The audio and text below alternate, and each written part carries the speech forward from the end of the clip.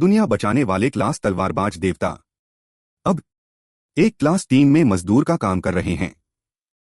बस एक दुर्घटना के कारण वे दूसरी दुनिया में आ गए। हालांकि इस दुनिया के राक्षस बहुत कमजोर हैं, लेकिन वह अपनी शक्ति का 10वां हिस्सा भी इस्तेमाल नहीं कर पा रहे हैं। इसलिए उन्होंने अपनी शक्ति वापस पाने का तरीका खोजने का फैसला किया।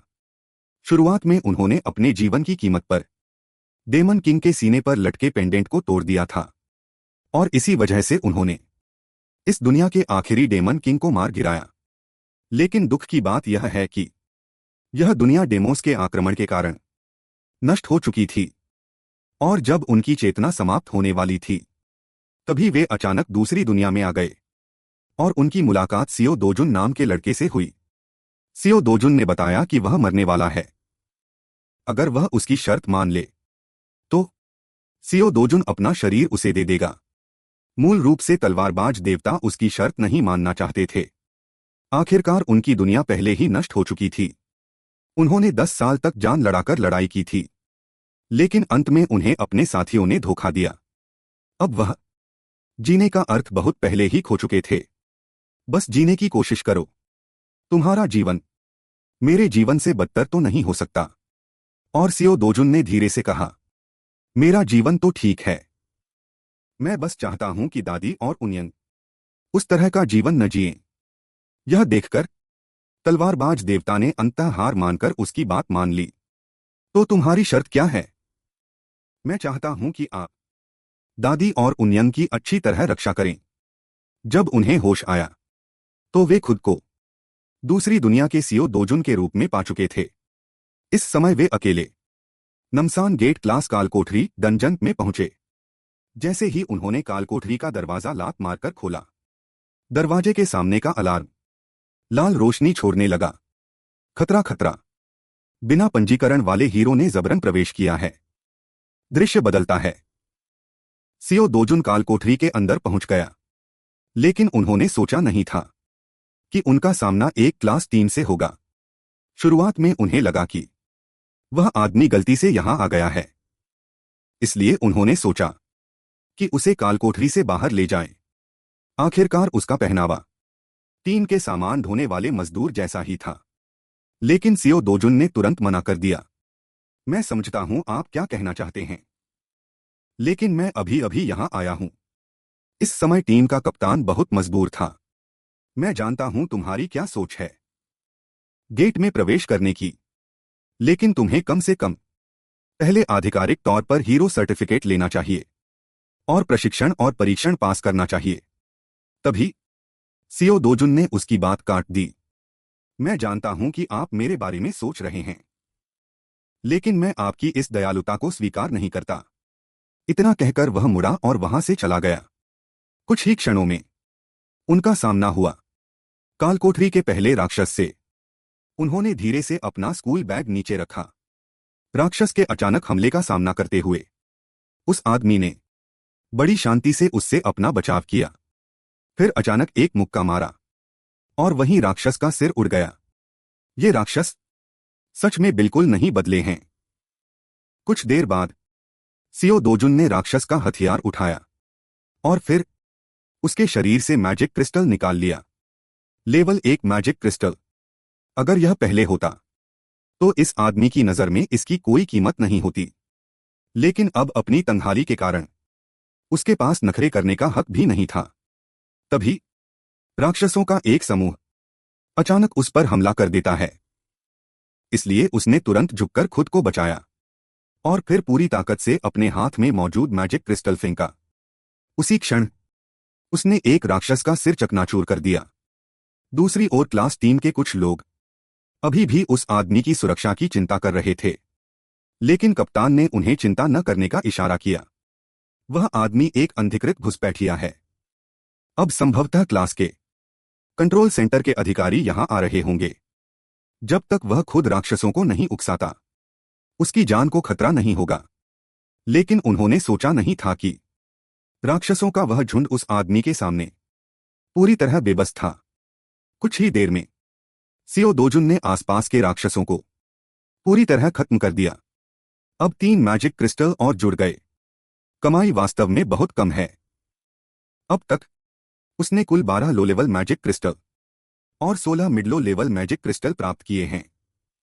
तभी कंट्रोल सेंटर के अधिकारी ने उसे रोक लिया। हम गेट कंट्रोल सेंटर के अधिकारी हैं। कृपया अपना हीरो रजिस्ट्रेशन सर्टिफिकेट दिखाएं। यदि आप बिना पंजीकरण वाले हीरो हैं तो कृपया हमारे साथ कंट्रोल सेंटर चलें। कहते हुए उसने हथकड़ी निकाली। कृपया सहयोग करें। यदि विरोध करने से शरीर को चोट पहुंचती है तो उसकी पूरी जिम्मेदारी आपकी होगी। लेकिन अगले ही पल उस आदमी ने उसका हाथ पकड़ लिया। गति इतनी तेज थी कि अधिकारी को संभलने का मौका भी नहीं मिला। इस समय सीओ दोजुन ने कहा, धीरे से, मुझे परेशान मत करो। यह देखकर आसपास के लोगों ने अपने हथियार निकाल लिए। लेवल 4 मैजिक सी। अगर इस चीज का इस्तेमाल ऑक से लड़ने के लिए किया जाए तो शायद काम कर जाए।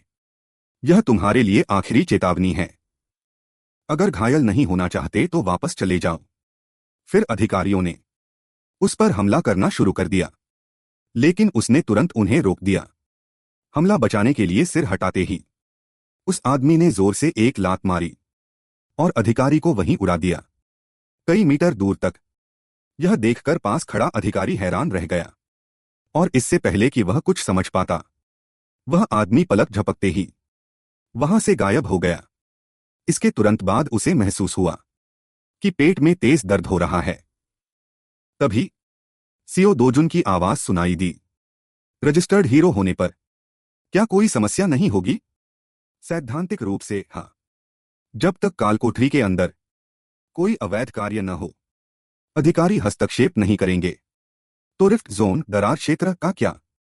दूसरी दुनिया के राक्षस पोर्टल के माध्यम से दुनिया भर में आते हैं। इस पोर्टल के माध्यम से राक्षसों के शिकार से प्राप्त उत्पादों का उपयोग नए ऊर्जा संसाधन के रूप में किया जाता है। इसलिए सरकार ने पोर्टल पर पूरा नियंत्रण कर लिया है। राक्षसों को टेलीपोर्टेशन गेट के अंदर कैद कर दिया है और जो पोर्टल नियंत्रित नहीं हैं, उन्हें रिफ्ट जोन कहा जाता है। इसलिए आप किसी भी गेट पर जाएं, आप मेरे पास ही आएंगे ना, और फिर घुसपैठ जैसी बातें करेंगे। इस पर अधिकारी ने कहा कि बिना पंजीकरण वाले हीरो द्वारा गेट में अनधिकृत प्रवेश करने पर कंट्रोल सेंटर को स्वचालित रूप से सूचना मिल जाएगी और पास में तैनात अधिकारी तुरंत निकल पड़ेंगे। रिफ्ट जोन टेलीपोर्टेशन गेट की तरह नहीं है जहां आसानी से प्रवेश किया जा सके। यह सुनकर सीओ दोजुन को बहुत अजीब लगा। तो क्या हुआ? इतना कहकर उसने अधिकारी को झटककर कई मीटर दूर फेंक दिया। तुम जैसे लोग कुछ खास भी नहीं हो। फिर वह मुड़ा और वहां से चला गया। दृश्य बदलता है। सीओ दोजुन एक मॉल में पहुंचता है जहां मैजिक क्रिस्टल बेचे जाते हैं। 12 low level magic crystal, 16 mid low level magic crystal, 5 high level magic crystal. Service fees खरीद मूल्य का 40% है। इसलिए अंत में इन क्रिस्टल्स की कीमत 54 लाख मिलेगी। यह सुनकर सीओ दोजुन ने तुरंत असंतोष जताया। शिकार मैंने किया है और आप लोग सिर्फ खरीदने के लिए 40% ले रहे हैं। ग्राहक महोदय, हमारी मूल सर्विस फीस 45% थी। अगर आप नहीं बेचना चाहते तो इसे वापस ले जाएं। लेकिन अगले ही पल उसने उस आदमी का दाहिना हाथ पकड़ लिया। ग्राहक, मैजिक क्रिस्टल साफ करने का शुल्क आपको देना तो पड़ेगा ही। उस कॉफी के साथ मैं आपसे 3.5 लाख लेता हूं। अगर आप नहीं देंगे तो शायद इस दुकान से बाहर नहीं जा पाएंगे। आखिरकार यहां कुछ क्लास हीरो हमारे समर्थन में खड़े हैं। तभी दरवाजे के पीछे से कुछ लंबे कद के लोग बाहर आए। क्या हो रहा है? क्या फिर कोई हंगामा कर रहा है? दृश्य बदलता है। कुछ पहलवानों को जमीन पर बेसुध पड़ा देखा जा सकता है और सीओ दोजुन धीरे से काउंटर पर पहुंचा। सर्विस फीस 1% है। अब से मेरे साथ खुशी खुशी व्यापार करना। कुछ देर बाद सीओ दोजुन ने मैजिक क्रिस्टल बेचने से हुई कमाई दादी को दे दी। उन्यन को खुश देखकर उसे पिछला समय याद आया। कृपया दादी और उन्यन को सबसे सुरक्षित घर में रहने दें। लेकिन इससे पहले कि वह मान पाता, सियो दोजुन पूरी तरह गायब हो गया। जब उन्हें होश आया तो वे खुद को इस दुनिया के सियो दोजुन के रूप में पा चुके थे। देश में वर्तमान में सबसे सुरक्षित घर की कीमत 110 अरब तक है। हालांकि उनके लिए इसकी आवश्यकता नहीं थी, एक तरफा वादे को निभाना। लेकिन अगर ताकत वापस मिल जाए तो वह थोड़ा सा पैसा कुछ भी नहीं है। चाहे दरारें हो या राक्षस, यहां की हर चीज उस दुनिया की तुलना में जिसे मैंने नष्ट होते देखा था बहुत कमजोर है। एक स्वॉर्ड गॉड होने के नाते मेरे लिए यहां के राक्षस कागज की तरह कमजोर हैं। लेकिन समस्या यह है कि वर्तमान में मैं अपनी ताकत का 10% भी वापस नहीं पा सका हूं। तभी दरवाजे पर जोर से दस्तक हुई, जिसने उसे वास्तविकता में वापस खींच लिया। इसलिए वह उठा और देखने के लिए आगे बढ़ा। उसने दो ऊंची आकृतियों को देखा जो उसके सामने दिखाई दी। सो 2 जून, तुम हमारे 4,800 लाख के कर्जदार हो। आखिर तुम हमें कब वापस करोगे? और वह आदमी निरुत्तर था। पहले असली सो 2 जून ने अपनी दादी के इलाज के लिए 50 लाख उधार लिए थे। सोचा नहीं था कि इतने कम समय में यह 10 गुना बढ़ जाएगा। इस समय वे दोनों लगातार उसका मजाक उड़ा रहे थे। पता नहीं था कि अगले ही पल उस आदमी ने एक मुक्का मारा और उस भारी भरकम आदमी को तुरंत गिरा दिया। यह देखकर पीले बालों वाले ने तुरंत बेहद हैरान होने वाला चेहरा बनाया। सिर्फ इस समय के दौरान मैंने पहले ही 90 लाख से अधिक चुका दिए हैं। कर्ज वसूलने की बात है तो यह मुझे करनी चाहिए। अपने बॉस से कह देना, मैं जल्द ही उससे मिलने आऊंगा। दृश्य बदलता है। सो 2 जून एन यिंग को लेकर शॉपिंग करने मॉल गया। सो 2 जून की यादें साझा करते समय स्वॉर्ड गॉड की सूखी भावनाएं, उनमें भी बदलाव आया। हालांकि अभी यह शायद केवल दया है, लेकिन अपनी सौतेली बहन के लिए सो 2 जून बहुत कोमल भी है। कम से कम स्वॉर्ड गॉड इस भावना की रक्षा करेगा। इसके बाद गुड़िया खरीदने के बाद सो 2 जून एन यिंग को लेकर खाना खाने रेस्टोरेंट गया।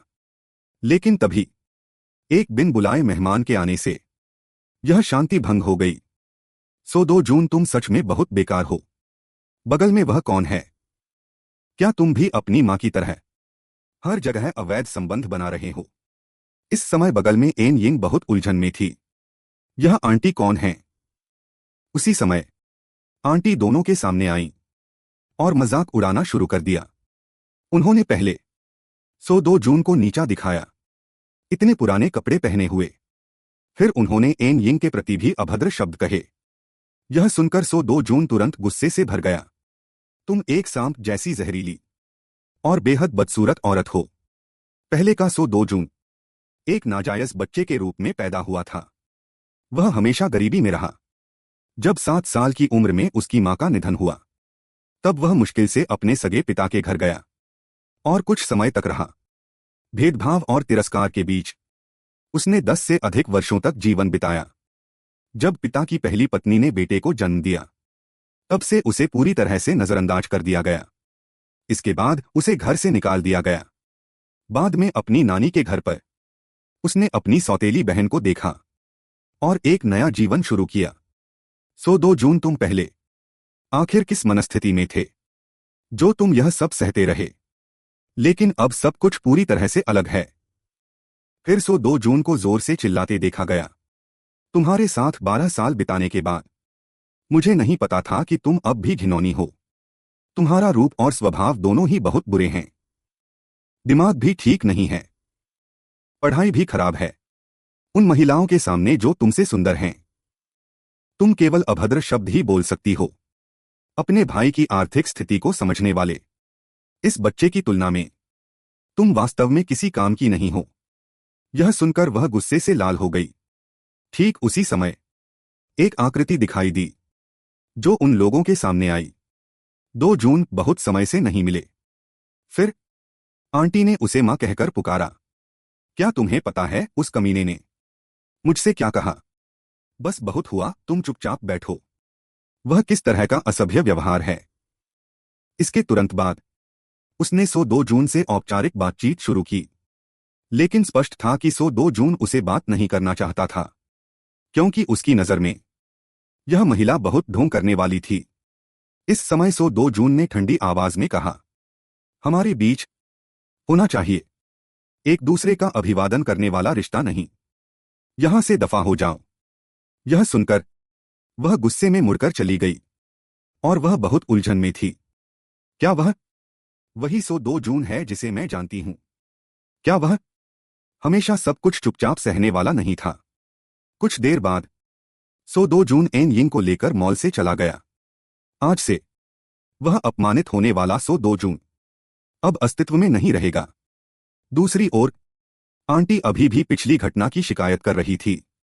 माँ, आपने उस आदमी को सबक क्यों नहीं सिखाया? और वह बहुत ही उलझन भरे चेहरे के साथ थी।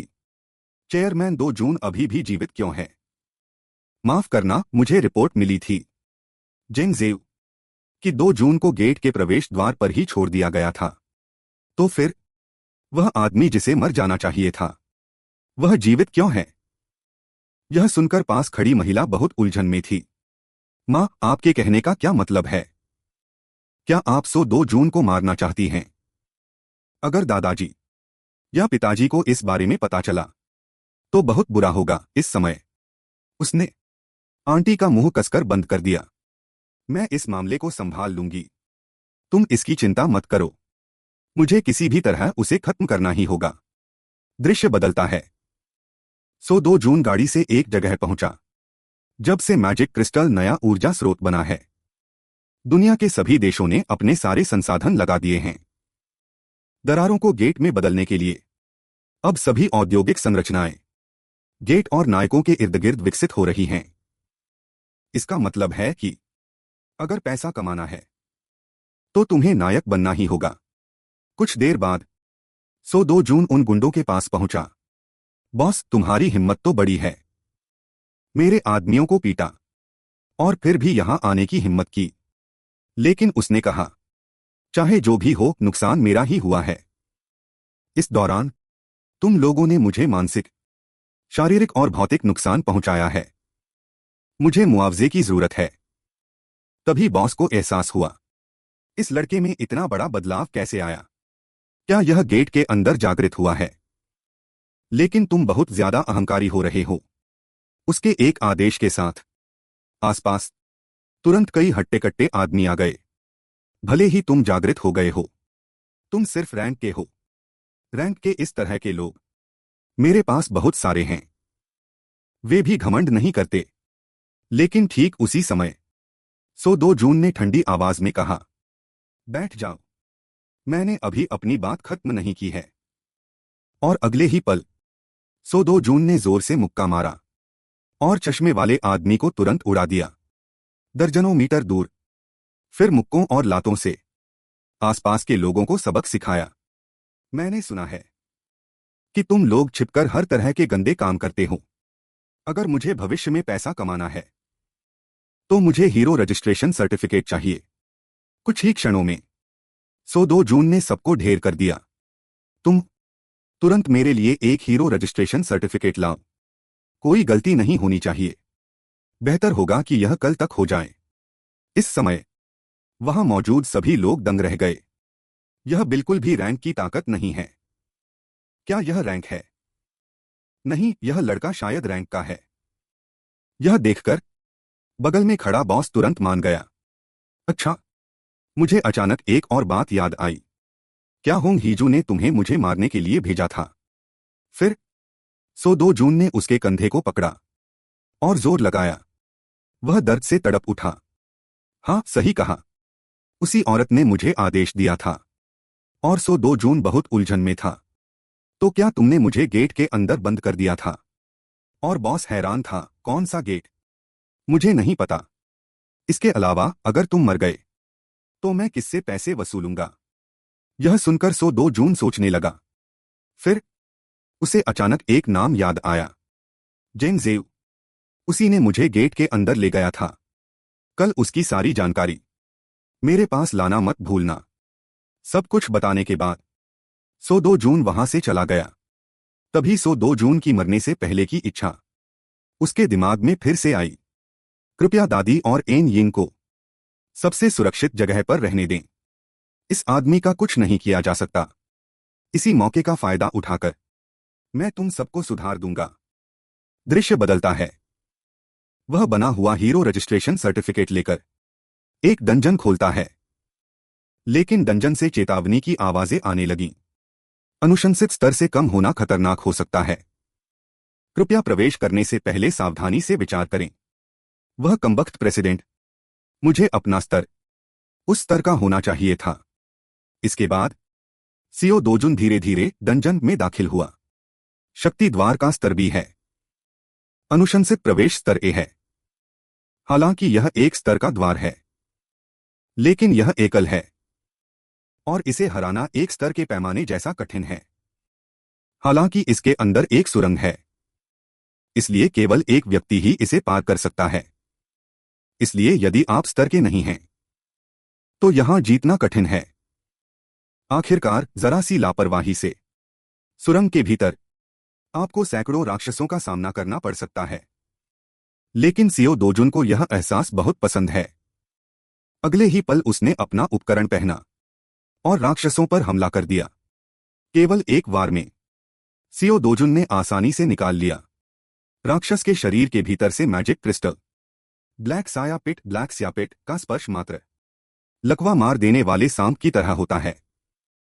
इसके बाद उसने तेजी से पिटा वाइपर के हमले से खुद को बचाया और फिर एक फुर्तीली हरकत के साथ उसे कई टुकड़ों में काट दिया। फिर भी जहर गलती से उसके हाथ पर गिर गया, लेकिन उसे कोई असुविधा नहीं हुई। यह उपकरण वास्तव में 3 लाख का है। तभी पिटा वाइपर का एक और समूह उस आदमी पर हमला करने लगा। हालांकि बस कुछ ही क्षणों में सीओ दोजुन ने आसपास के राक्षसों को पूरी तरह से खत्म कर दिया। लेकिन दुर्भाग्य से राक्षसों के शरीर पर उसे कोई मैजिक क्रिस्टल नहीं मिला। यदि यह पहले की दुनिया की तरह है तो ब्लैक साया पिट से मैजिक क्रिस्टल गिरने की संभावना लगभग 3% है। ऐसा लगता है कम से कम सैकड़ों को पकड़ना होगा। दृश्य बदलता है। सीओ दोजुन जैसे ही सुरंग से बाहर निकला, उसका सामना डंजन के बॉस से हुआ। अगले ही पल उसने बॉस की ओर मुक्का चलाते हुए देखा, लेकिन वह शक्तिशाली रक्षा के कारण पीछे की ओर उछल गया। हालांकि उसके शरीर पर मुक्के के गहरे निशान छूट गए, लेकिन ऐसा लगता है कि उसे बहुत अधिक नुकसान नहीं पहुंचा। उसी समय बॉस ने अपनी पूंछ घुमाकर उस आदमी पर हमला किया और उसे मौके पर ही दर्जनों मीटर दूर फेंक दिया। इसके बाद राक्षसों के हमले का सामना करते हुए सीओ दोजुन पूरी तरह शांत रहकर बचता रहा। सही अवसर मिलते ही पूरी ताकत से वार करने के साथ एक ही प्रहार ने मौके पर ही तोड़ दिया बॉस के तराजू स्केल्स को। इस समय उसे एहसास हुआ कि यह बॉस पिछले ब्लैक साया पिट से बिल्कुल अलग स्तर का है। उसकी त्वचा बहुत सख्त थी, केवल मुक्कों से उसे नुकसान पहुंचाना कठिन था। तभी सीओ दोजुन ने देखा बगल में गिरी हुई एक लंबी तलवार। हालांकि यह पुरानी थी, लेकिन अब और कोई विकल्प नहीं था। इस तलवार को अभी के लिए इस्तेमाल कर लेते हैं। अगले ही पल सीओ दोजुन ने एक फुर्तीली हरकत की और सांप के सिर के सामने पहुंच गया। मेरे हाथों से कुचले जाने पर तुम्हें गर्व महसूस करना चाहिए, कमबख्त सांप का सिर। इसके तुरंत बाद सीओ दोजुन ने एक ब्लेड ड्रॉ कट तकनीक का इस्तेमाल किया और मौके पर ही बॉस को मार डाला। कुछ समय बाद सीओ दोजुन ने सांप के सिर से उसके एंटीना निकाल लिए। इससे शायद एक अच्छा हथियार बनाया जा सकता है। इसके बाद सीओ दोजुन धीरे धीरे डंजन के दरवाजे से बाहर निकला। उम्मीद नहीं थी कि एक स्तर के द्वार को पार करने में इतना समय बर्बाद हो जाएगा। ऐसा लगता है कि शक्ति वापस पाना बहुत जरूरी है। सौभाग्य से उन पुराने सहकर्मियों ने मुझे इस हालत में नहीं देखा। दृश्य बदलता है। एक अंकल दुकान में मैजिक क्रिस्टल बेच रहे हैं और पीले बालों वाले लड़के द्वारा दी गई कीमत अभी भी 40% सर्विस चार्ज काट रही है। हालांकि अंकल इससे थोड़े नाखुश थे, लेकिन वह जिज्ञासु थे कि पीले बालों वाले के चेहरे पर चोटें कैसे आईं। मत पूछिए, एक पागल आदमी ने हमारे सभी सुरक्षाकर्मियों को घायल कर दिया, यहां तक कि मुझे भी ऐसी हालत में कर दिया। तब अंकल ने उसे बताया, यह मत सोचो कि स्तर का गार्ड होने से सब कुछ ठीक हो जाएगा। बस एक सर्टिफिकेट लेकर दुकान में गार्ड बनने वाले लोग क्या उन नायकों की तरह हो सकते हैं जो बाहर जान जोखिम में डालकर शिकार करते हैं? खैर, यदि जरूरत हो तो तुम मुझसे संपर्क करना। जैसे ही अंकल दुकान से बाहर निकलने वाले थे, सीओ दोजुन धीरे धीरे उनके पास से गुजरा। यह देखकर पीले बालों वाला तुरंत चिल्लाया, यही वह आदमी है जिसने मुझे ऐसी हालत में पहुंचाया। यह सुनकर अंकल तुरंत पीले बालों वाले का बदला लेने के लिए तैयार हो गए। लेकिन अगले ही पल सीओ दोजुन धीरे से बोला और कहा, फालतू के काम में मत पड़ो। क्या तुम उसका बदला लेना चाहते हो? इस समय अंकल वहीं दंग रह गए, क्योंकि उनकी अंतरात्मा ने उन्हें बताया कि यह आदमी आसानी से नहीं फंसेगा। इसलिए वह मुड़कर वहां से चले गए। इस समय पीला बालों वाला पूरी तरह सुन्न रह गया। लगता है तुम मुझसे बहुत नाराज हो। इसके बाद सीओ दोजुन ने अपना बैग पीले बालों वाले की ओर फेंक दिया। तुरंत मेरा भुगतान करो। इस समय पीला बालों वाला वहीं जम गया। ये तो उच्च श्रेणी के मैजिक क्रिस्टल हैं। आखिर इस आदमी की पहचान क्या है? गणना करने के बाद पता चला कि इन मैजिक क्रिस्टल का कुल मूल्य लगभग 15 करोड़ है। सोचा नहीं था कि पूरे दिन की मेहनत के बाद इतना कम कमा पाऊंगा।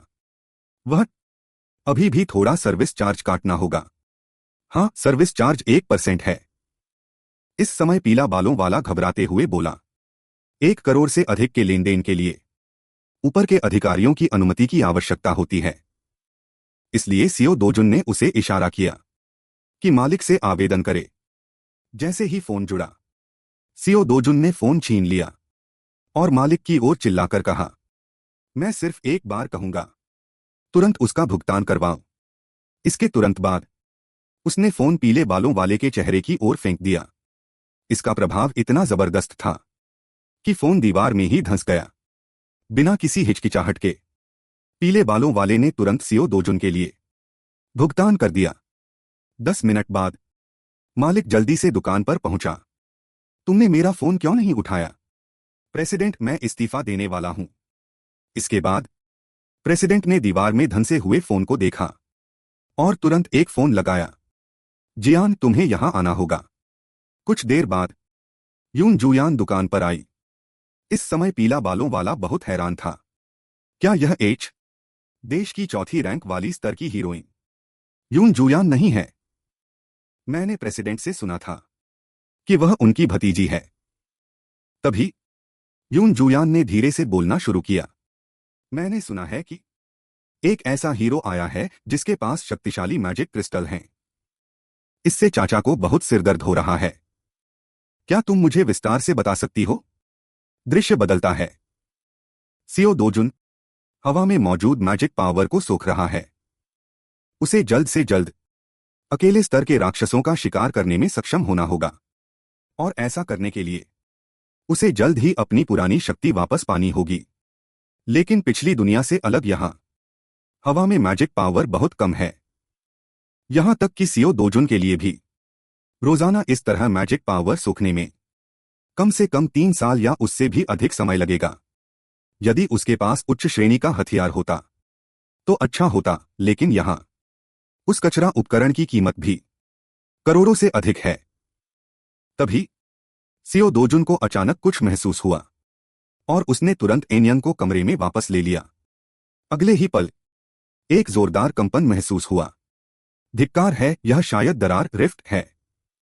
उसी समय हवा में अनगिनत दरारें दिखाई देने लगीं। यह देखकर सीओ दोजुन ने तुरंत अपनी दादी को हिदायत दी कि बाहर न निकलें, और फिर बिना किसी हिचकिचाहट के उस दरार रिफ्ट के भीतर चला गया। दूसरी ओर विशेष हीरो एसोसिएशन में मशीनों ने दरार के प्रकट होने का पता लगाया। 63 दिनों के अंतराल के बाद क्या फिर से एक नई दरार दिखाई दी है? तुरंत 22 गेट को सूचित करो। अन्य पास के हीरो तुरंत निकलें। दरार का पता कहां चला है?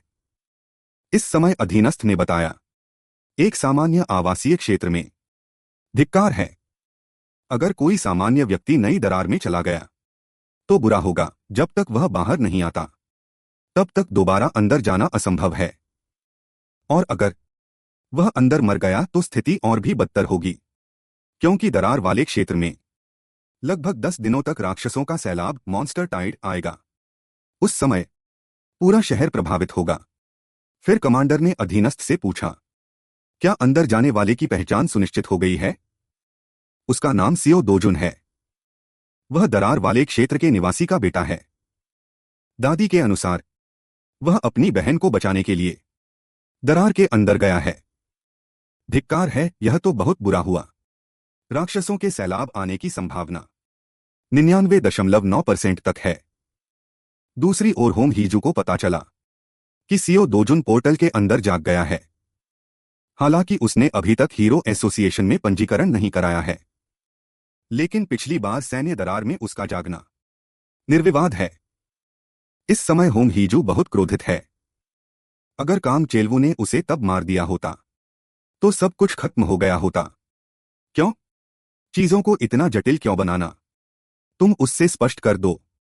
अगर वह सियो दोजुन को खत्म करने में असफल रहता है तो उसे मेरे खर्च का 10 गुना मुआवजा देना होगा।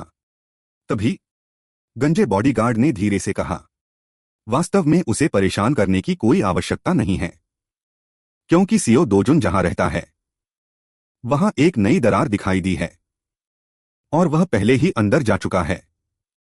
इसका मतलब है कि वह मर चुका है ना? शायद।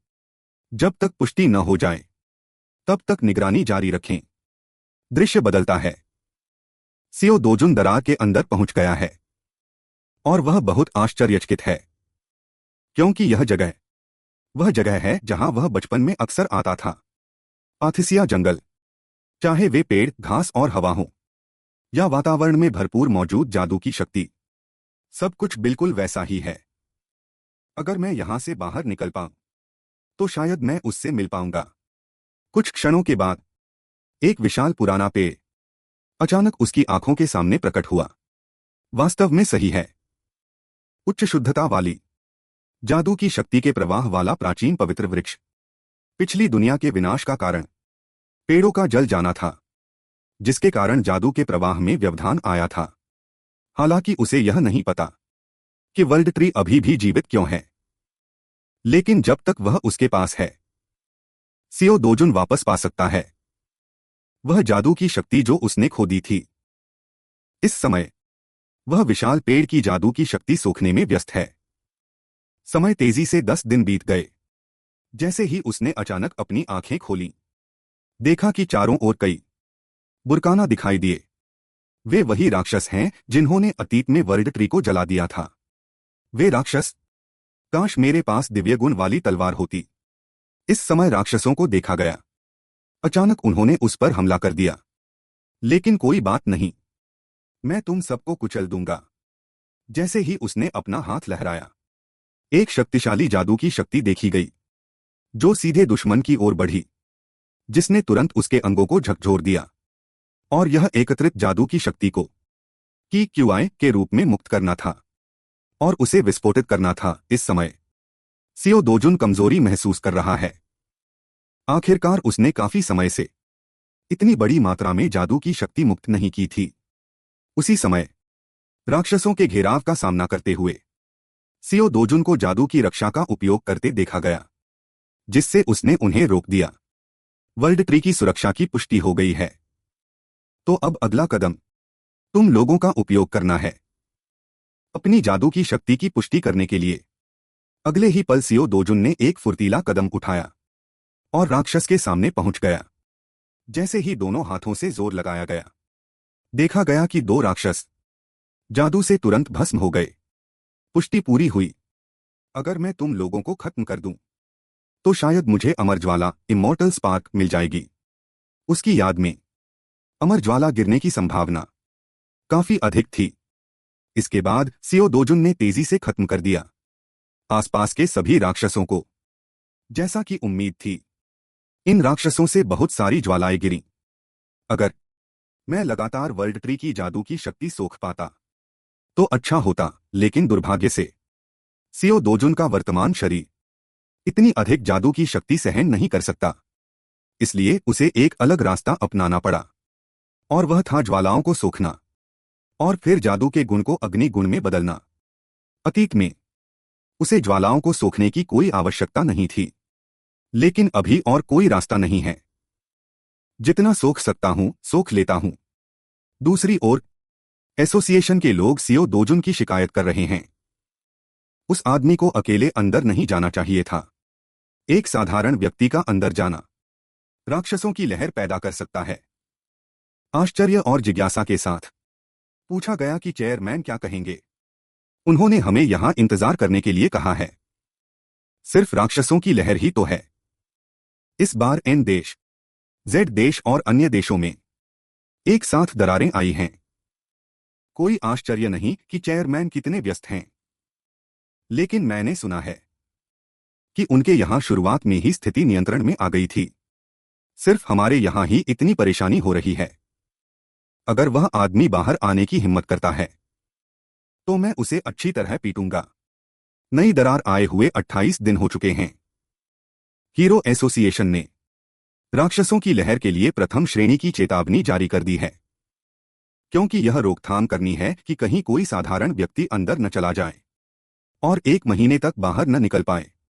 इस समय मेयर हुआंग चांगशे बहुत लाचार महसूस कर रहे हैं। समाचार में जिस व्यक्ति की बात हो रही है वह सियो दोजुन ही है ना?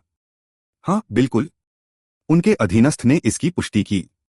तुम्हें क्या लगता है उसके जीवित रहने की संभावना कितनी है? अधीनस्थ ने कहा कि अगर वह एक साधारण व्यक्ति है तो 1% से भी कम साधारण व्यक्ति। यह तो बहुत ही हास्यास्पद है। हीरो एसोसिएशन को सियो दोजुन की ताकत का बिल्कुल अंदाजा नहीं है। क्या होगा अगर वह एक जागृत व्यक्ति अवेकनर है? अधीनस्थ ने कहा कि वह भी पक्के तौर पर नहीं कह सकता, क्योंकि इसके लिए यह देखना होगा कि वह किस स्तर का हीरो है। यह बात भी तर्कसंगत लगती है।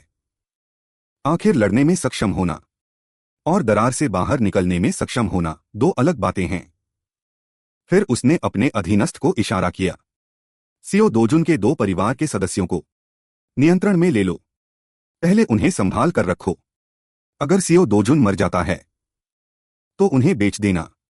अगर वह नहीं मरता है तो कह देना कि हमने उनकी देखभाल करने में मदद की है, ताकि वह हम पर कर्जदार रहे। दृश्य बदलता है। सियो दोजुन दिन रात ज्वालाओं को सोख रहा है। जब तक उसे होश आया वह पहले ही 100 से अधिक ज्वालाएं सोख चुका था। अगर वह चाहे तो वह कभी भी उपयोग कर सकता है। अग्नि गुण वाली जादू की शक्ति का अग्नि प्रतिरोध फायर रेजिस्टेंस में भी भारी वृद्धि हुई है। अगर केवल अग्नि गुण की बात करें तो अब वह तलवार के देवता कहे जाने वाले समय से भी अधिक शक्तिशाली है। चाहे अतीत हो या वर्तमान, यह सब तुम्हारी वजह से है। World tree. उसके बाद सियो दोजुन ने सभी जमीन पर मौजूद जादू के क्रिस्टल इकट्ठा कर लिए। हालांकि शायद हम दोबारा कभी न मिलें, लेकिन अगर पुनर्मिलन हुआ और तुम खतरे में पड़े तो मैं तुम्हारी मदद करने के लिए अपनी पूरी शक्ति लगा दूंगा। कुछ क्षणों के बाद सियो दोजुन दरार से बाहर निकल आया। इस समय उसे महसूस हुआ कि उसके दायरे में कोई जीवन नहीं है।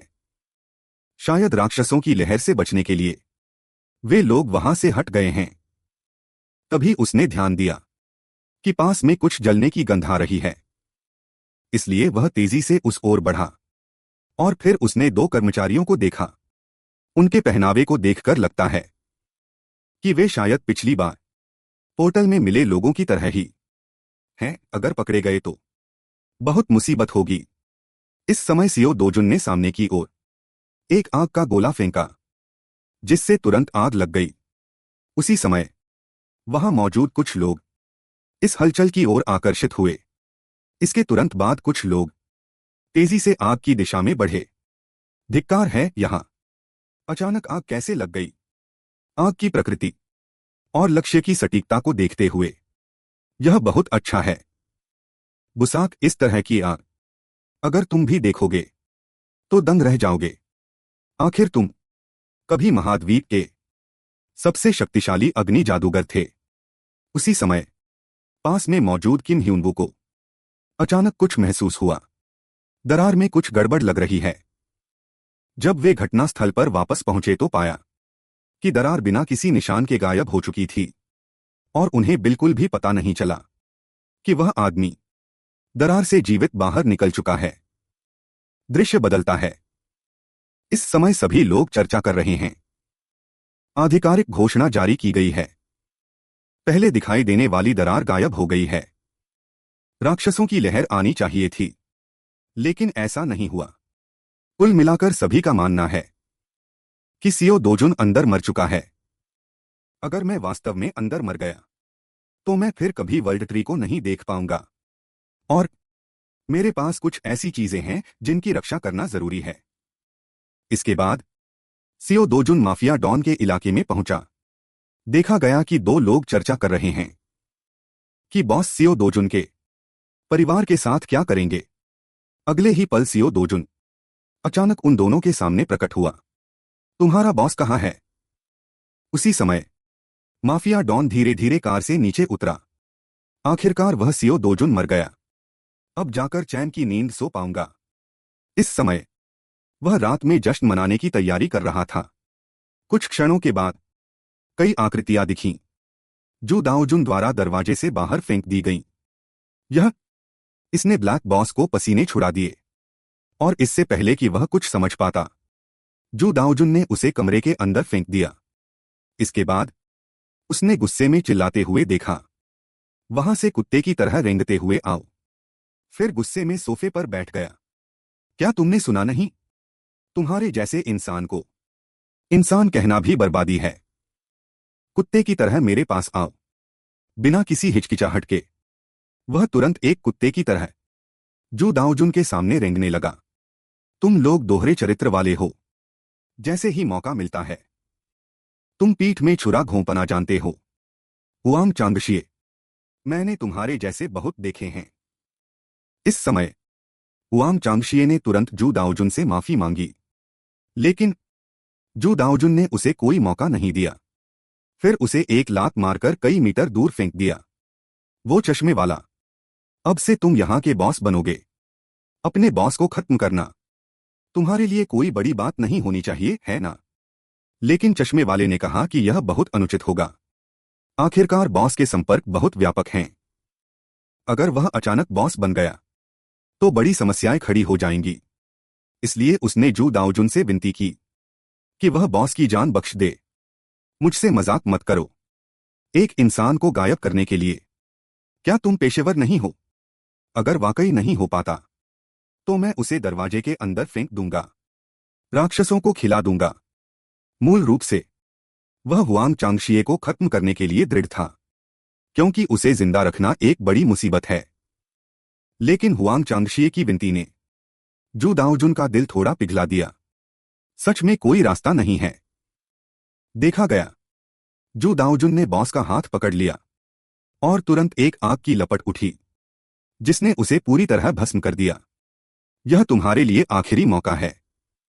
भविष्य में अगर मेरे परिवार को एक बाल भी आता है तो तुम सब मारे जाओगे। अपनी बाकी की जिंदगी का इस्तेमाल दिन के 24 घंटे उनकी अच्छी तरह से रक्षा करने में करो। इसके बाद सरकारी रिपोर्टों के कारण सभी को लगा कि जू दाओजुन दरार में मारा गया है। लेकिन यह भी अच्छा है। आखिरकार अगर उन्हें पता चला कि जू दाओजुन जीवित वापस आ गया है तो यह बहुत बड़ी मुसीबत होगी। जल्द ही वे रहने जाएंगे हुआंग चांगशिए द्वारा ढूंढे गए नए घर में। मूल रूप से जू दाओजुन ने उसे एनियन के लिए एक किंडरगार्टन खोजने को कहा था, लेकिन उसने कहा वे बच्चे हमेशा उसका मजाक उड़ाते हैं कि उसके मम्मी पापा नहीं हैं। इसलिए जू दाओजुन ने निर्णय लिया कि एनियन अगले साल सीधे प्राइमरी स्कूल जाएगी। वह तो यह भी चाहता था कि उसे एक प्रतिष्ठित निजी स्कूल में दाखिला दिलाए, ताकि दूसरे उसे कमतर न समझें। समय वापस पहले पर जाता है। चश्मे वाले के नेतृत्व में ब्लैक बॉस के स्वामित्व वाले मोटल में जू दाओजुन ने एनियंग और दादी को ढूंढ लिया। दादी और एनियंग की चिंता का सामना करते हुए जू दाओजुन को बहुत खुशी हुई। तभी एनियम ने जू दाओजुन से पूछा, भाई, क्या आप एक हीरो हैं? मैं नहीं चाहती कि भाई एक हीरो बने, क्योंकि वे कहते हैं हीरो भयानक राक्षसों से लड़ते हैं और कभी कभी मर भी जाते हैं। मैं और दादी चाहती हैं कि हम भाई के साथ लंबे समय तक साथ रह सकें। यह सुनकर जू दाओजुन तुरंत सोच में पड़ गया। उस नष्ट हो चुके संसार में अंत तक जीवित रहने वाले इंसान केवल जू दाओजुन ही बचा था। राक्षसों के साथ लंबे समय तक लड़ाई में उसने अपनी सबसे महत्वपूर्ण भावना खो दी थी। लेकिन ऐसा लगता है कि यह भावना धीरे धीरे उसके आसपास प्रकट हो रही है। अगर मैं यहां हूं तो मुझे लगता है कि मैं इस छोटी सी खुशी की रक्षा कर सकता हूं और जीवन जी सकता हूं। दूसरी ओर एच देश के हीरो एसोसिएशन में हीरो एसोसिएशन के संस्थापक और वर्ल्ड हीरो लीग के निदेशक रातायहवा अभी वह अपने अधीनस्थों की रिपोर्ट सुन रहे हैं। दरारों के अचानक गायब होने का मामला, अभी तक इसमें कोई प्रगति नहीं हुई है। यह वाकई निराशाजनक है। अचानक गायब हुई दरारें एक दिन अचानक फिर से प्रकट हो जाएंगी। लेकिन जनता की सुरक्षा को देखते हुए यह दुर्भाग्य के बीच एक सौभाग्य है। रातायहवा दुनिया के सबसे सम्मानित 100 नायकों में से एक हैं। जब तक वह चाहेगा वह यहां तक बन सकता है। देश का नेता अगर वह ठान ले तो वह यहां तक कर सकता है। देश के बड़े कॉरपोरेट घरानों को आसानी से कुचलना। लेकिन जिस चीज में उसकी दिलचस्पी है वह केवल जनता की सुरक्षा है और दरारों से बचाव है। इस समय वह अपने अधीनस्थों को आदेश देता है, चाहे इसमें अधिक समय लगे, फिर से पूरी जांच सावधानी से करें। फिर उसे अपने अधीनस्थों से पता चलता है दरार आने वाले स्थान के निवासी अपने घर बेचने के लिए सहमत हैं। यह तो बहुत अच्छी बात है। याद रहे कि कीमत बाजार भाव से काफी अधिक होनी चाहिए। यह उनके लिए एक छोटा सा दिलासा होगा। अपने परिवार को खोने के गम के लिए कुछ ही देर बाद रातायहवा कंप्यूटर की ओर देखते हैं और सोच में पड़ जाते हैं। कहा जा रहा है कि इस बार की दरारें अन्य देशों में भी एक साथ दिखाई दी हैं। मामला सरल नहीं लग रहा है। और अधीनस्थ कहता है, एम देश और जेड देश में क्या वे पहले से ही नियंत्रण में नहीं हैं? लेकिन समस्या यह है कि विदेशी भरोसेमंद हीरो सभी को भेज दिया गया है अन्य सैन्य लाइनों में। तभी एक लाल बिंदु ने उनका ध्यान खींचा। अगले ही पल एक चेतावनी उनकी आंखों के सामने आ गई। अधिकारी तुरंत अलर्ट मोड में आ गए। नागरिक कृपया तुरंत सुरक्षित स्थानों पर चले जाएं। धत तेरे की विदेशी सैन्य लाइन नियंत्रण से बाहर हो गई है।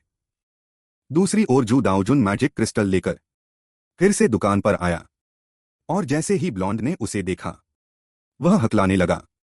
वह सेक्शन चीफ आ गया है। तो तुम ही थे जब मैं यहां नहीं था। मैजिक क्रिस्टल बेचने के लिए दबाव डालने वाले। इस समय जू दाओजुन धीरे से बोला, तुम सही समय पर आए हो।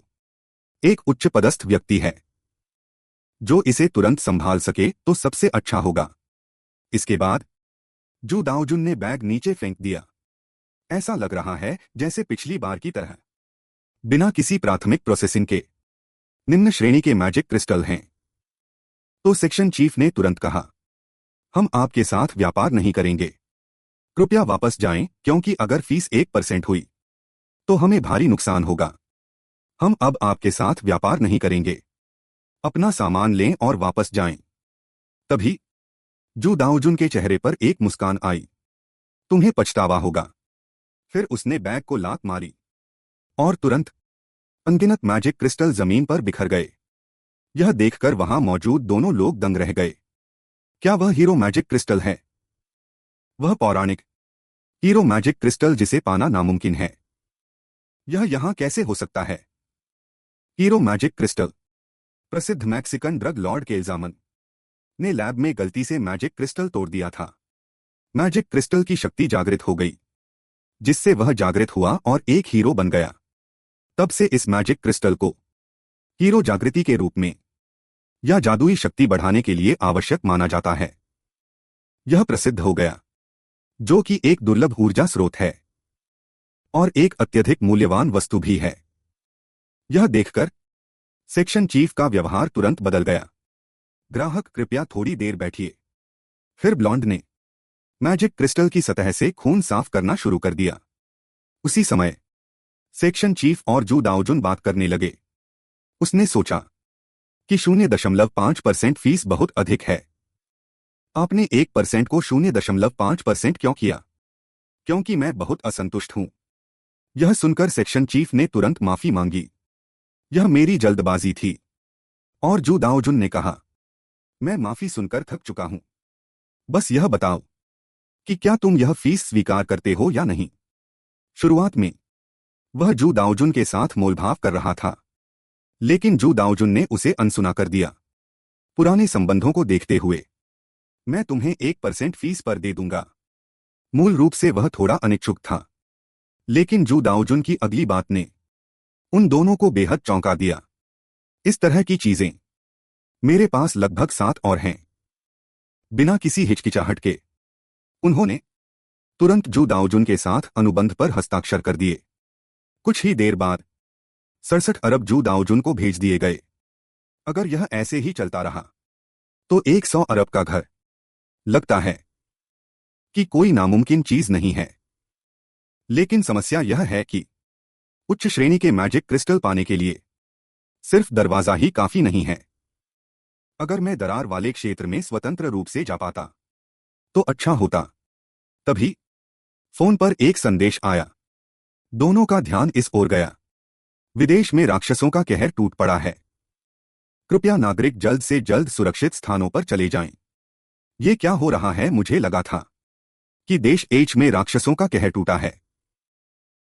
इस समय सू दोजुन ने ऐसा व्यवहार किया जैसे उसे कोई परवाह न हो। अगर यह पहले की बात होती तो वह इसे कभी अनदेखा नहीं करता, लेकिन अब वह नए तरीके से जीना चाहता है। दृश्य बदलता है। सू दोजुन दादी और यूनियन को लेकर एक आलीशान रेस्टोरेंट में आया है। हालांकि दादी को लगा कि यह जगह बहुत महंगी है, पर सू दोजुन ने कहा कि चिंता न करें, क्योंकि उसने कमाए हैं बहुत सारे पैसे।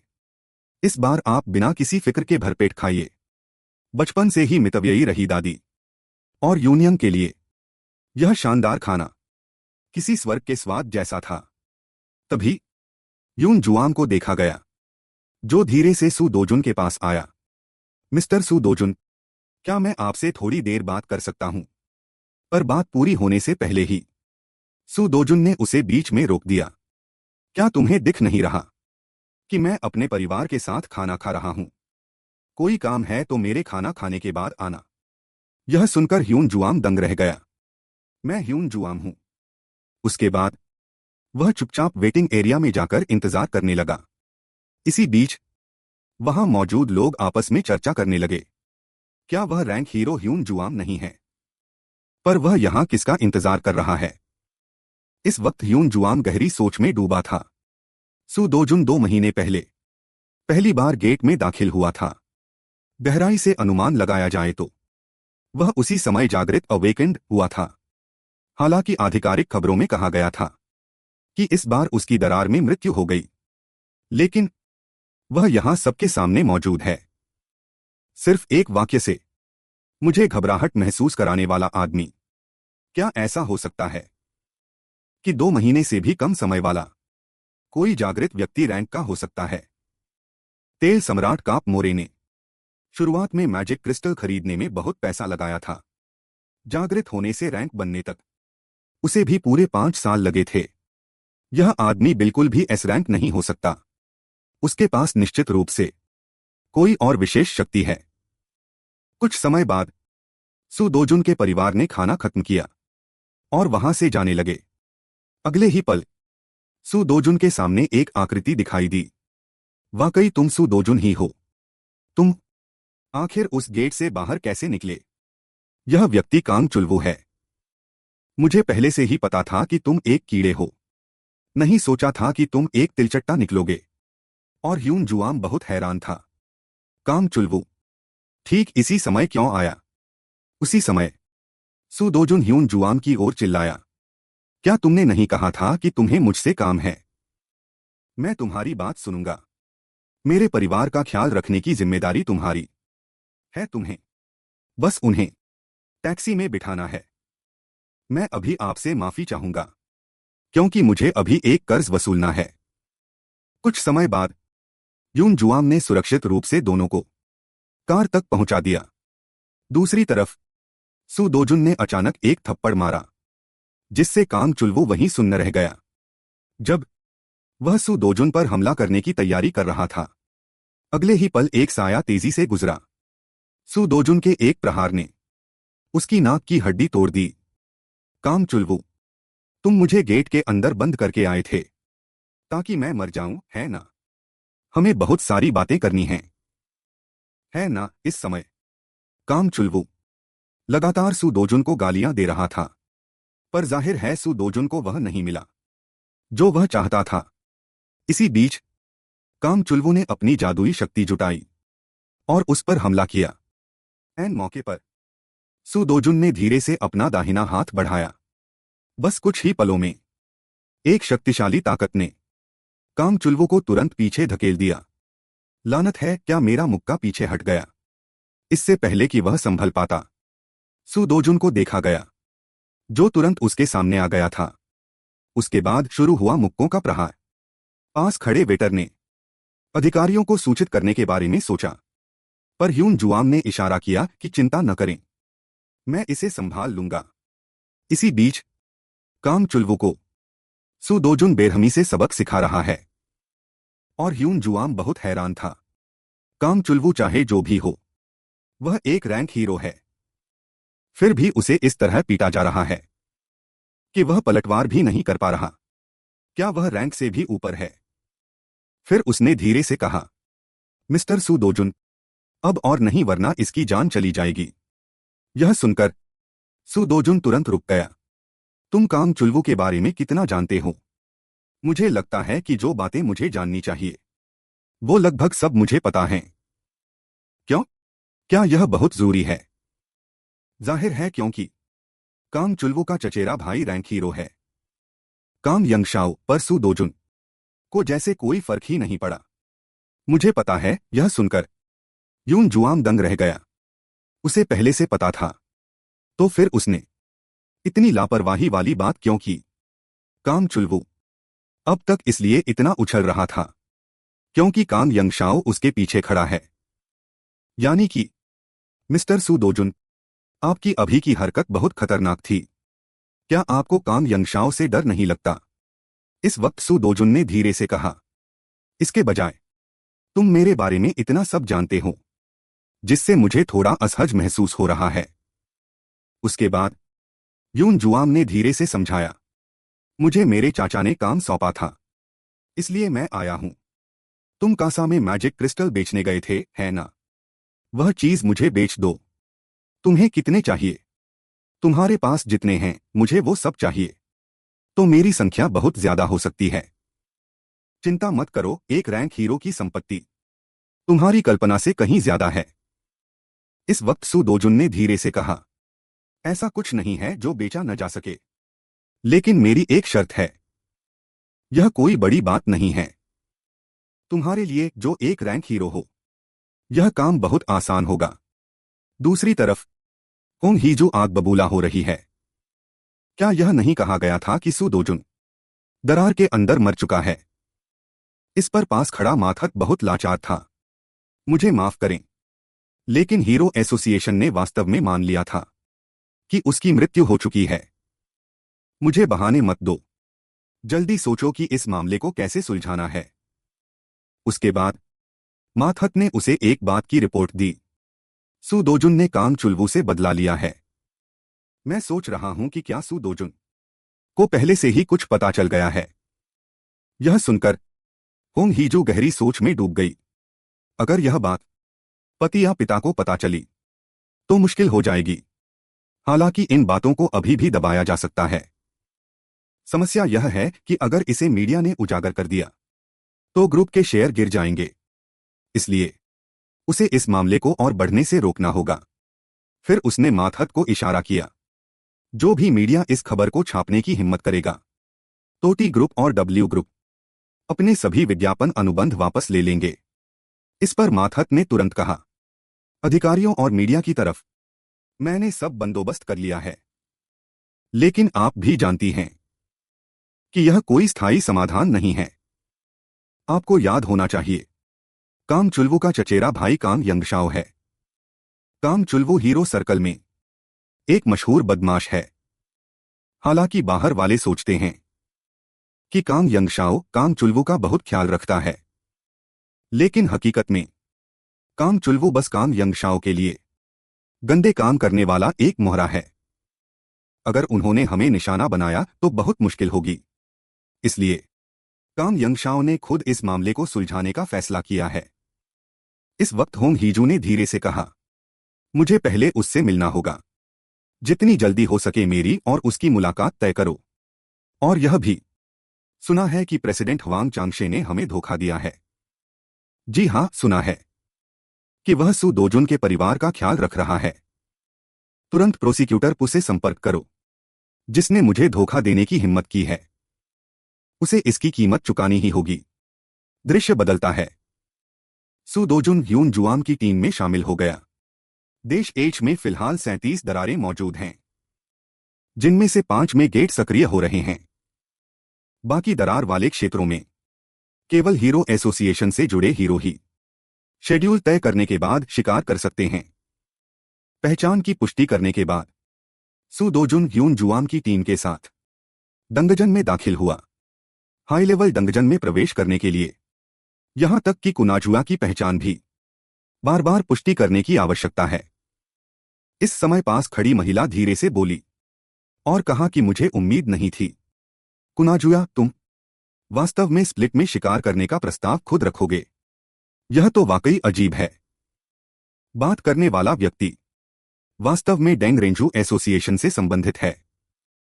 रैंक हीरो है, देश का डुआन जियांगवा गिल्ड अध्यक्ष। इस पर कुनाजुआ ने संकोच के साथ कहा, वैसे भी खाली बैठने से अच्छा है। फिर उसने अपने पीछे खड़े क्षु दाओजून पर एक नजर डाली। उस समय उसने एक शर्त रखी थी, बस उसे स्प्लिट क्षेत्र में जाने दें तो वह अपने पास मौजूद मैजिक क्रिस्टल बाजार भाव पर कुनाजुआ को बेचने के लिए तैयार है। आखिरकार उसके लिए स्प्लिट में शिकार करना अधिक पैसा कमाने वाला है। और कुनाजुआ को कुछ जिज्ञासा हुई, क्या केवल इसी कारण से वह इतनी खतरनाक जगह आने की हिम्मत करता है। कुछ क्षणों के बाद सभी लोग दंजन के अंदर पहुंच गए। इस समय डेंग रेंजू बहुत जिज्ञासु थी। वह आदमी कौन है? बस एक परिचित है। मुझे विश्वास नहीं होता, क्या वह तुम्हारे बॉयफ्रेंड के उम्मीदवारों में से एक है? बहन के साथ ऐसा कुछ नहीं है, मैं बस उसका एक एहसानदार हूं। तभी पास में हुई हलचल ने तुरंत कुछ लोगों का ध्यान आकर्षित कर लिया। अगले ही पल सभी ने देखा, तेजी से युद्ध की तैयारी कर ली। साथ ही एक विशाल पक्षी अचानक सभी पर हमला कर आया।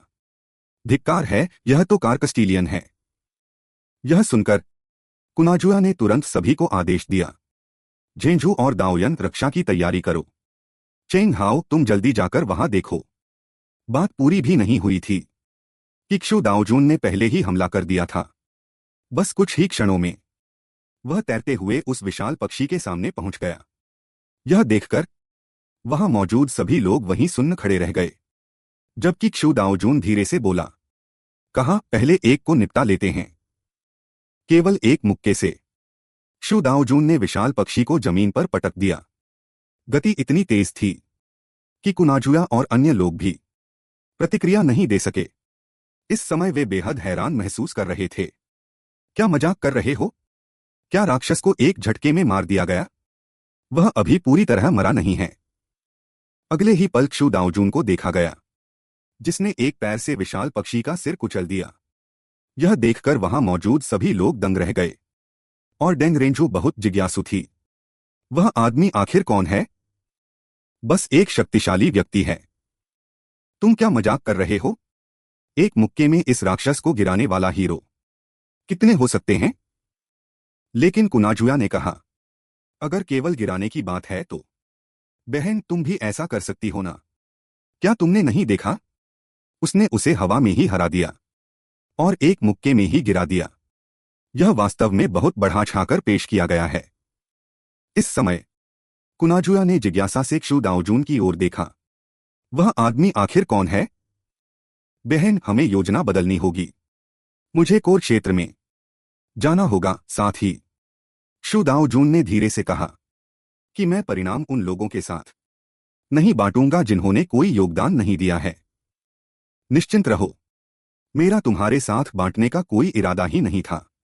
मुझे बस लगता है कि तुम्हारी ताकत यहां के लायक नहीं है। क्या तुम और अंदर जाने पर विचार नहीं करोगे? यह सुनकर क्षु दाओजून को तुरंत दिलचस्पी हुई।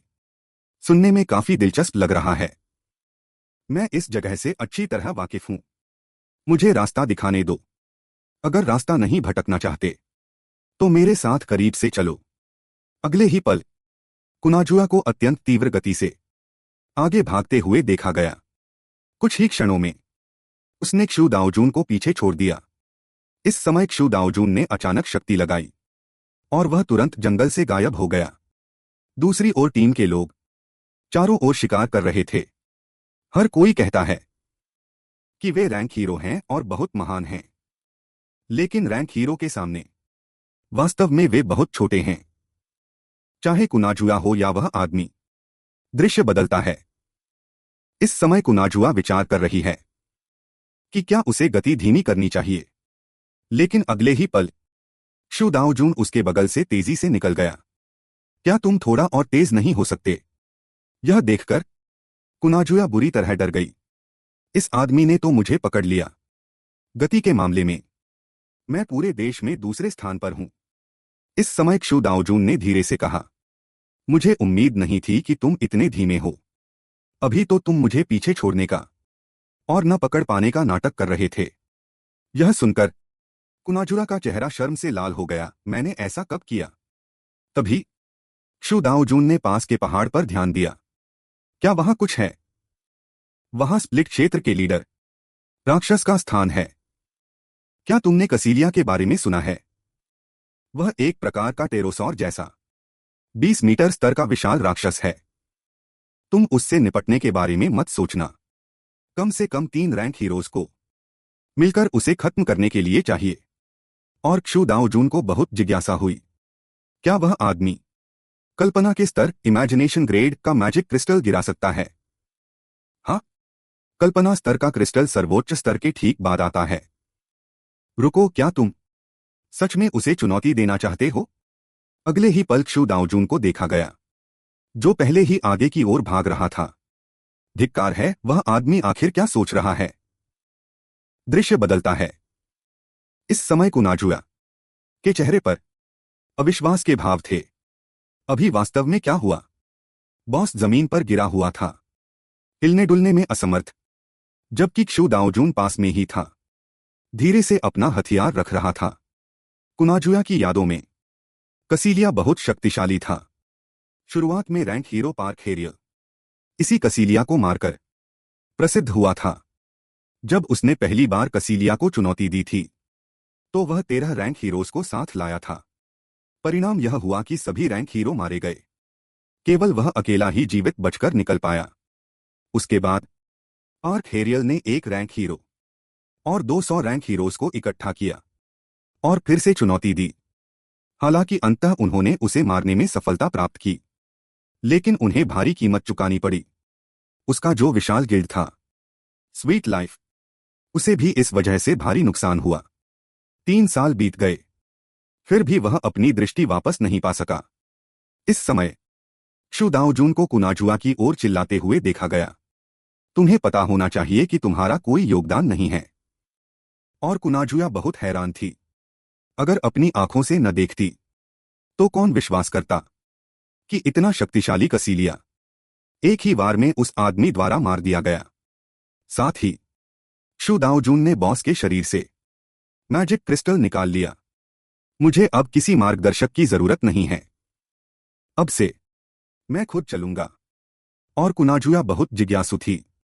कसीलिया के उपोत्पाद बाय प्रोडक्ट्स, क्या तुम उन्हें साथ नहीं ले जाओगे?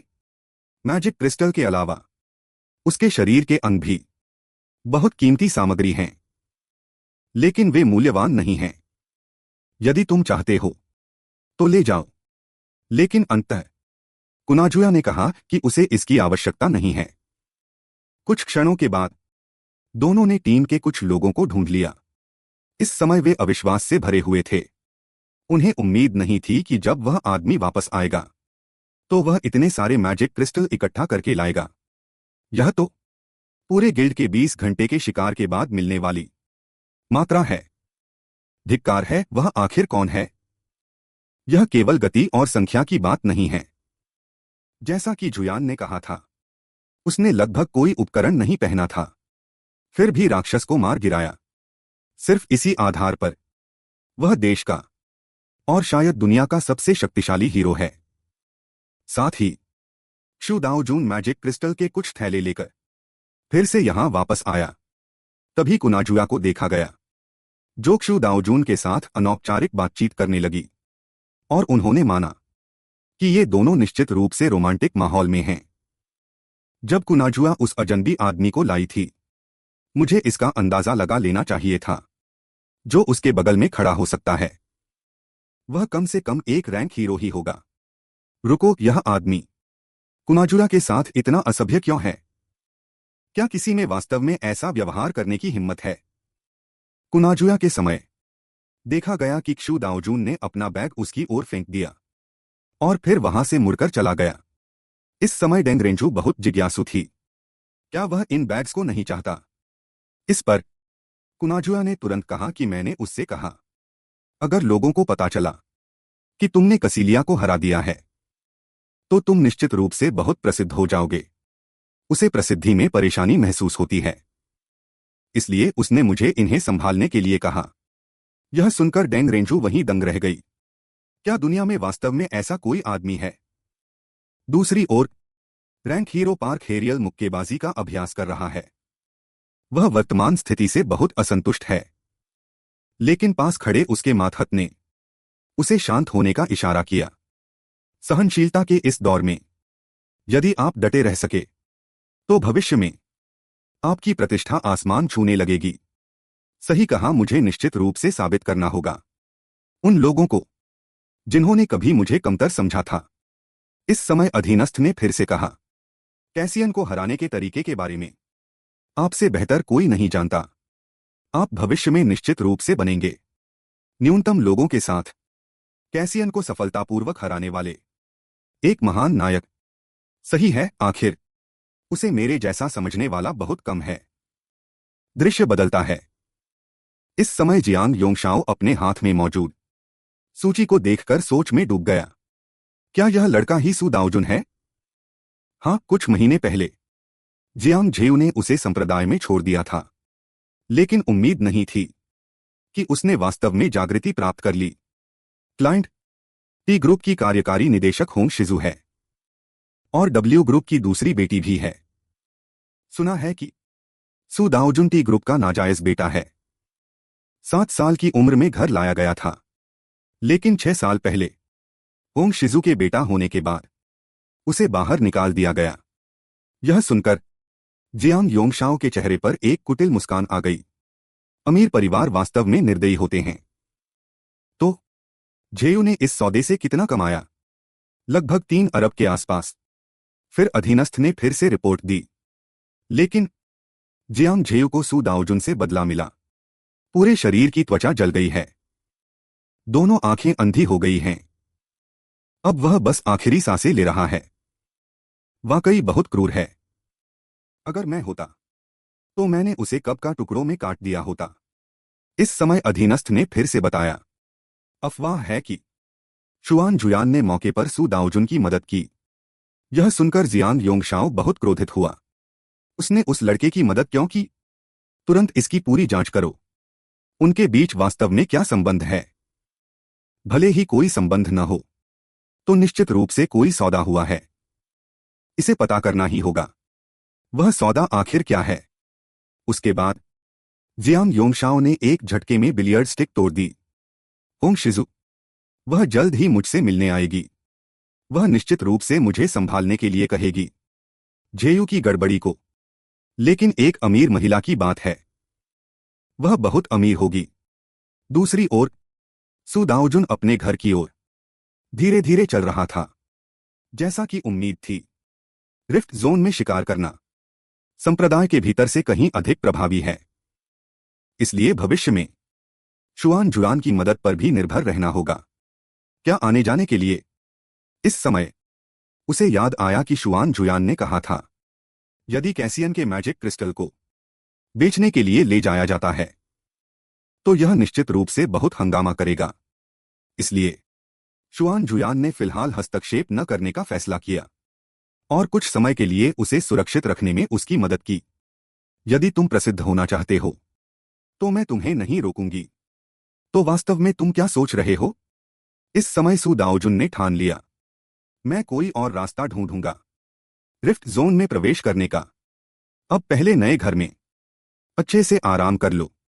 लेकिन अगले ही पल कमरे में प्रवेश करते ही वह अचानक सतर्क हो गया। वहां अतिरिक्त जूते क्यों हैं? तुरंत बाद कई आकृतियां अचानक उसके सामने आ गईं। फिर उसने देखा कि नेता आदमी धीरे से बोला, क्या आप मिस्टर सू दाओजुन हैं? तुम पक्का हुआ चांगशे को जानते होगे। हम आप पर आरोप लगाते हैं कि आप शामिल हैं हुआ चांगशे के प्रतिनिधि। अवैध ऋण व्यवसाय के आधार पर आपकी तत्काल गिरफ्तारी की जाएगी। जैसे ही सू दाओजुन को ले जाया गया, इस समय अभियोजक होंग शिजू से फोन पर बात कर रहा था। पता चला कि होंग शिजू ने अपनी बेटी के विदेश में अध्ययन समारोह का उपयोग किया उसे रिश्वत देने के लिए। तभी उसने मेज पर रिपोर्टों का ढेर फेंक दिया। तुम लोगों ने आखिर क्या गंदा काम किया है? यहां लिखे आरोपों के आधार पर तुम्हें कम से कम 10 साल जेल में रहना होगा। हमने हुआ चांगशे के माध्यम से खोज निकाला है तुम्हारे अपराध को साबित करने के लिए पर्याप्त सबूत। हालांकि सू दाओजुन का चेहरा बिल्कुल नहीं बदला। क्या तुम्हें लगता है कि मैं तुम्हें धोखा दे रहा हूं? इस समय केवल सू दाओजुन की आवाज सुनाई दी, यह होंग शिजू है। उस औरत ने ही तुमसे यह करवाया है ना? ऐसा लगता है कि हुआ चांगशे की तरफ सब कुछ पूरी तरह से बर्बाद हो गया है। पहले मैं मामले को बड़ा नहीं बनाना चाहता था, इसलिए चुपचाप पीछे आया था। लेकिन अगर यह ऐसे ही चलता रहा तो यह अच्छा नहीं होगा। तभी आदमी धीरे से बोला, क्या तुम्हें लगता है कि तुम एक अभियोजक का अपमान कर सकते हो? तुम्हारा जीवन समाप्त हो गया है। लेकिन अगले ही पल सू दाओजुन की एक नजर पड़ी, जिससे वह वहीं जम गया। जैसे ही वह बल प्रयोग करने वाला था, उसके अधीनस्थ ने उसे पास आने का इशारा किया सू दाओजुन की रिपोर्ट देखने के लिए, और वह बहुत आश्चर्यचकित था। क्या मशीन खराब हो गई है? सू दाओजुन को एक सामान्य व्यक्ति के रूप में क्यों पाया गया? अधीनस्थ ने कहा कि फिलहाल कारण अज्ञात है। शायद जागृति के बारे में जानकारी में कोई त्रुटि है। यह भी हो सकता है, लेकिन आदमी को लगता है कि यह असंभव है। आखिरकार सू दाओजुन की सारी जानकारी टी ग्रुप द्वारा पूरी तरह से जांची गई थी। इसके अलावा उस लड़के को होंग शिजू का नाम कैसे पता हो सकता है? दूसरी ओर इस समय सू दाओजुन अभियोजक को खत्म करने की योजना बना रहा था और फिर दादी और एनियंग को लेकर यहां से निकलना चाहता था। लेकिन अगले ही पल शुआन जुआन अचानक उसके सामने आ गई। तुम यहां क्या कर रहे हो? कृपया कोई मूर्खतापूर्ण काम मत करना। मुझे पता है कि तुम्हारी शक्ति बहुत अधिक है, लेकिन अगर तुमने शक्ति का उपयोग किया तो मामला बहुत पेचीदा हो जाएगा। और सू दाओजुन थोड़ा असमंजस में था। क्या तुम मेरी मदद करने वाली हो? नहीं, इसे मदद कहना भी सही नहीं होगा, क्योंकि मुझे पता है कि सू दाओजुन ने कुछ गलत नहीं किया है। तुम पर अभी गलत आरोप लगे हैं, तो सच्चाई को ठीक करना होगा। हीरो एसोसिएशन जांच के लिए लोग भेजेगा। वे बिना लाइसेंस वाले हीरो के लाइसेंस और नई दरारों की स्थिति पर नजर रख रहे हैं। तो मेरे परिवार का क्या? इस पर शुआन जुआन बहुत हताश थी। क्या तुम्हें लगता है कि मैं तुम्हारी सचिव हूं? क्या मुझे तुम्हारे परिवार की भी देखभाल करनी होगी? खैर, चिंता मत करो, तुम्हारे परिवार को कुछ नहीं होगा। यह सुनकर सू दाओजुन ने तुरंत धन्यवाद कहा। मैं तुम्हारे इस एहसान का बदला चुकाऊंगा। इस समय शुआन जुयान का चेहरा लाल हो गया। कुल मिलाकर तुम्हें कुछ समय के लिए धैर्य रखना होगा। मैं इसे जल्द से जल्द हल कर दूंगी।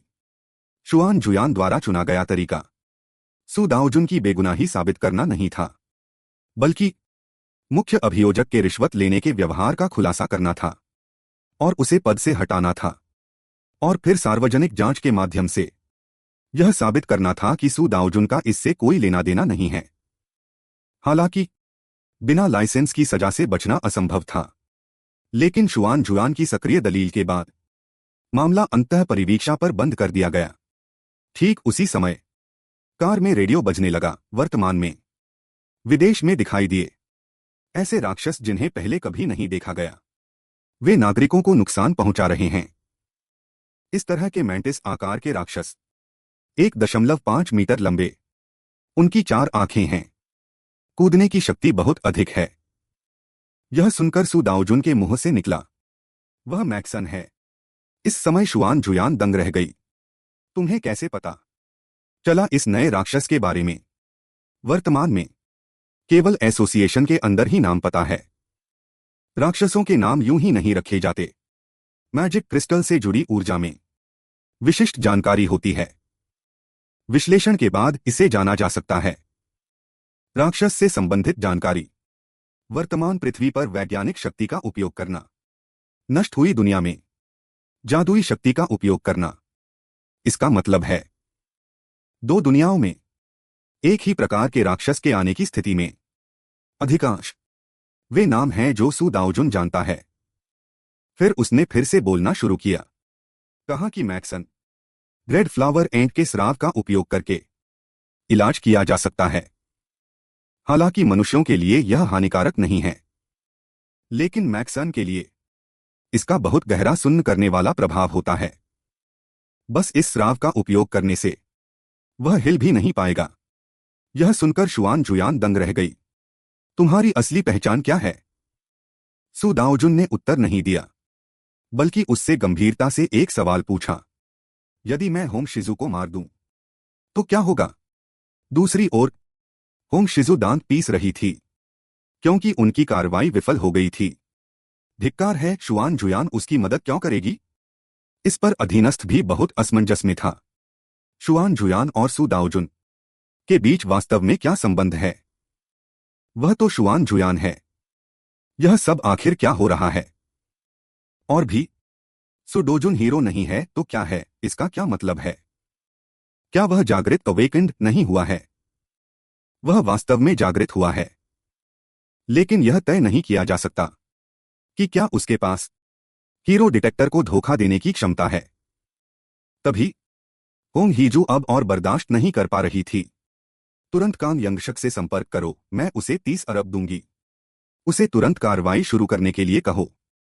इसी के साथ कांग यंगशक ने कहा कि 30 अरब में नहीं होगा, मुझे 2 गुना चाहिए। होंग हीजू के लिए मेरे अलावा उसके पास कोई और विकल्प नहीं है। और मामला सुलझने के बाद उस तरह की महिला 60 अरब की परवाह नहीं करेगी। इसके अलावा इस बार ह्यूंजुयम भी शामिल है। अगर प्रतिद्वंद्वी ग्रेड का है तो यह कीमत ज्यादा नहीं है। मुंशी के अधीनस्थ दंग रह गए। ह्यूंजुयम वास्तव में एक खतरनाक प्रतिद्वंद्वी है, लेकिन कांग यंगशक बहुत ही तिरस्कारपूर्ण था। क्या तुम्हें लगता है कि सभी ग्रेड एक जैसे होते हैं? ह्यूंजुयम जैसे किसी के लिए मैं 20 मिनट में काम तमाम कर सकता हूं। फिर क्या एसोसिएशन की ओर से कोई जवाब आया है? उस मामले में स्थानीय विदेशी परिस्थितियों के कारण वे कमीशन और नहीं बढ़ा सकते। एसोसिएशन ने सार्वजनिक रूप से घोषणा कर दी है कि वे सावधानीपूर्वक चयन करेंगे और कुछ हीरों को वहां भेजेंगे। धिक्कार है, एसोसिएशन के वे बूढ़े लोग वास्तव में कमीने हैं। कब निकलना है? 3 दिन बाद की उड़ान। योजना अन्य देशों के हीरों के साथ मिलकर यात्रा करना। मैक्सिम है क्या? एक ऐसा राक्षस जिसकी कोई कमजोरी नहीं मिली है। अगर मैं इसकी कमजोरी ढूंढ सका तो मेरी कीमत आसमान छू जाएगी। दृश्य बदलता है। मैक्सिम विदेश में जमकर तबाही मचा रहा है। इस समय सभी हीरो मिलकर उसका मुकाबला कर रहे हैं। विदेशी हीरो पूरी ताकत से बचाव कर रहे हैं। राक्षस को दक्षिण की ओर बढ़ने से रोकने की कोशिश कर रहे हैं, लेकिन बिना किसी जानकारी के दुश्मन का सामना करते हुए वे असहाय हैं। और अब रक्षा पंक्ति के टूटने के साथ विदेशी राजधानी से दूरी 60 किलोमीटर से भी कम रह गई है। ठीक उसी समय आसमान से अनगिनत स्राव सिक्रीशन गिरने लगे। अगले ही पल मैक्सिन को जमीन पर गिरा हुआ देखा गया। वह हिल भी नहीं पा रहा था। हे भगवान, यह सच में हो गया। मिस यूनजुयम सही कह रही थीं। लाल चींटियों का स्राव वास्तव में प्रभावी है। और कांग यंगशक बहुत हैरान था। इस महिला की ताकत इतनी अधिक नहीं होनी चाहिए थी। यह आखिर क्या हो रहा है? इसके बाद हिल न पाने वाला मैक्सिन हीरो द्वारा पूरी तरह मार दिया गया। दृश्य बदलता है। देश वापस आई ह्यूंजुयम मीडिया के घेरे में आ गई। वे सभी बहुत उत्सुक थे कि ह्यूंजुयम ने आखिर कैसे खोजा मैक्सिन की कमजोरी को। मैक्सिन का शिकार करने की कुंजी लाल चींटियों के स्राव का उपयोग करना है, जिसे आसमान से छिड़का जाता है। यह सुनकर टीवी देख रहे सु डोजुन के चेहरे पर एक मुस्कान आ गई। फिर काम यंगशक की आकृति उसकी आंखों के सामने आई। काम यंगशक, मैं तुमसे हिसाब जरूर लूंगी। जैसे ही ह्यूंजुयम देश लौटी, दृश्य बदलता है। वह कई उपहार लेकर सु डोजुन के पास पहुंची। ये सब तुम्हारी मदद के लिए धन्यवाद देने के लिए हैं। अगर तुम्हें जरूरत हो तो मैं तुम्हें एक कार भी दे सकती हूं। लेकिन सु डोजुन ने कहा, जब जरूरत होगी तब देखेंगे। और मुझे पहले ही तुम्हारी मदद मिल चुकी है। इस समय ह्यूंजुयम धीरे से बोलना शुरू करती है और कहती है कि मैं जानना चाहती हूं, तुमने कैसे खोजा मैक्सिन की कमजोरी को। मुझे उम्मीद है कि तुम इसका जवाब नहीं टालोगी। इस पर सु डोजुन ने तुरंत मना कर दिया। मेरा क्या कर्तव्य है कि मैं इस सवाल का जवाब दूं? ह्यूंजुयम ने आह भरी। तो क्या तुम्हारी आगे की कोई योजना है? इस समय ह्यूंजुयम सोच रही थी, मुझे उससे विश्व शांति जैसी कोई बात कहने की उम्मीद नहीं है। लेकिन अगर उसने होंग हीजू या कांग यंगशक को निशाना बनाया तो मामला और भी बिगड़ सकता है। इसलिए मुझे उसे रोकना होगा। हालांकि सु डोजुन ने कुछ देर सोचा और कहा कि फिलहाल एक घर खरीद लेना चाहिए। दूसरी ओर कांग यंगशक गहरे विचारों में डूबा था। उसे एहसास हुआ कि ह्यूंजुयम शायद पहले जैसी नहीं रही। मैक्सिन की कमजोरी जानना तो एक बात है, लेकिन उसने यह भी छिपाया कि उसे कैसे पता चला। और वह और सु डोजुन आखिर एक दूसरे को कैसे जानते हैं? इससे पहले उसने ह्यूंजुयम से पूछा था, वह सु डोजुन की मदद क्यों कर रही है? उस लड़के ने कांग चियोल्वो को बेकार कर दिया था। लेकिन ह्यूंजुयम ने कहा, पहले हमला तो कांग चियोल्वो ने ही किया था। थोड़े से पैसों के लिए कांग चियोल्वो का इस तरह पिटना कोई गलत बात नहीं है। लेकिन वह मेरा चचेरा भाई है, इसलिए मेरे पास पर्याप्त कारण है सु डोजुन से बदला लेने के लिए। लेकिन अगले ही पल ह्यूंजुयम ने अपना सिर घुमाया और धीरे से बोली कि मैं तुम्हारे बीच के मामलों में हस्तक्षेप नहीं करूंगी, क्योंकि मुझे हस्तक्षेप करने की जरूरत भी नहीं है। इस समय कांग यंगशक सोच में पड़ गया। वह सु डोजुन नाम का लड़का निश्चित रूप से कुछ छिपा रहा है। दूसरी ओर विदेश में राक्षसों की लहर के बीच, ताकि राक्षसों की दूसरी लहर के आने से पहले मैजिक क्रिस्टल इकट्ठा किए जा सकें, विदेश ने बड़ी संख्या में हीरो को दरारों रिफ्ट्स की ओर भेजा है।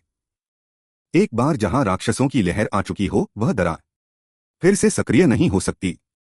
इस समय पास खड़े एक हीरो ने धीरे से कहा, मैंने सुना है कि दूसरी लहर में मैक्सिन फिर से नहीं आएगा। पता नहीं कौन से राक्षस सामने आएंगे। सुना है कि कुछ देश इसी वजह से नष्ट हो गए थे। ठीक उसी समय पीछे से आई आवाज ने दोनों का ध्यान खींच लिया। यह तो अजीब है। हमला करने वाली टीम अभी अंदर ही गई थी।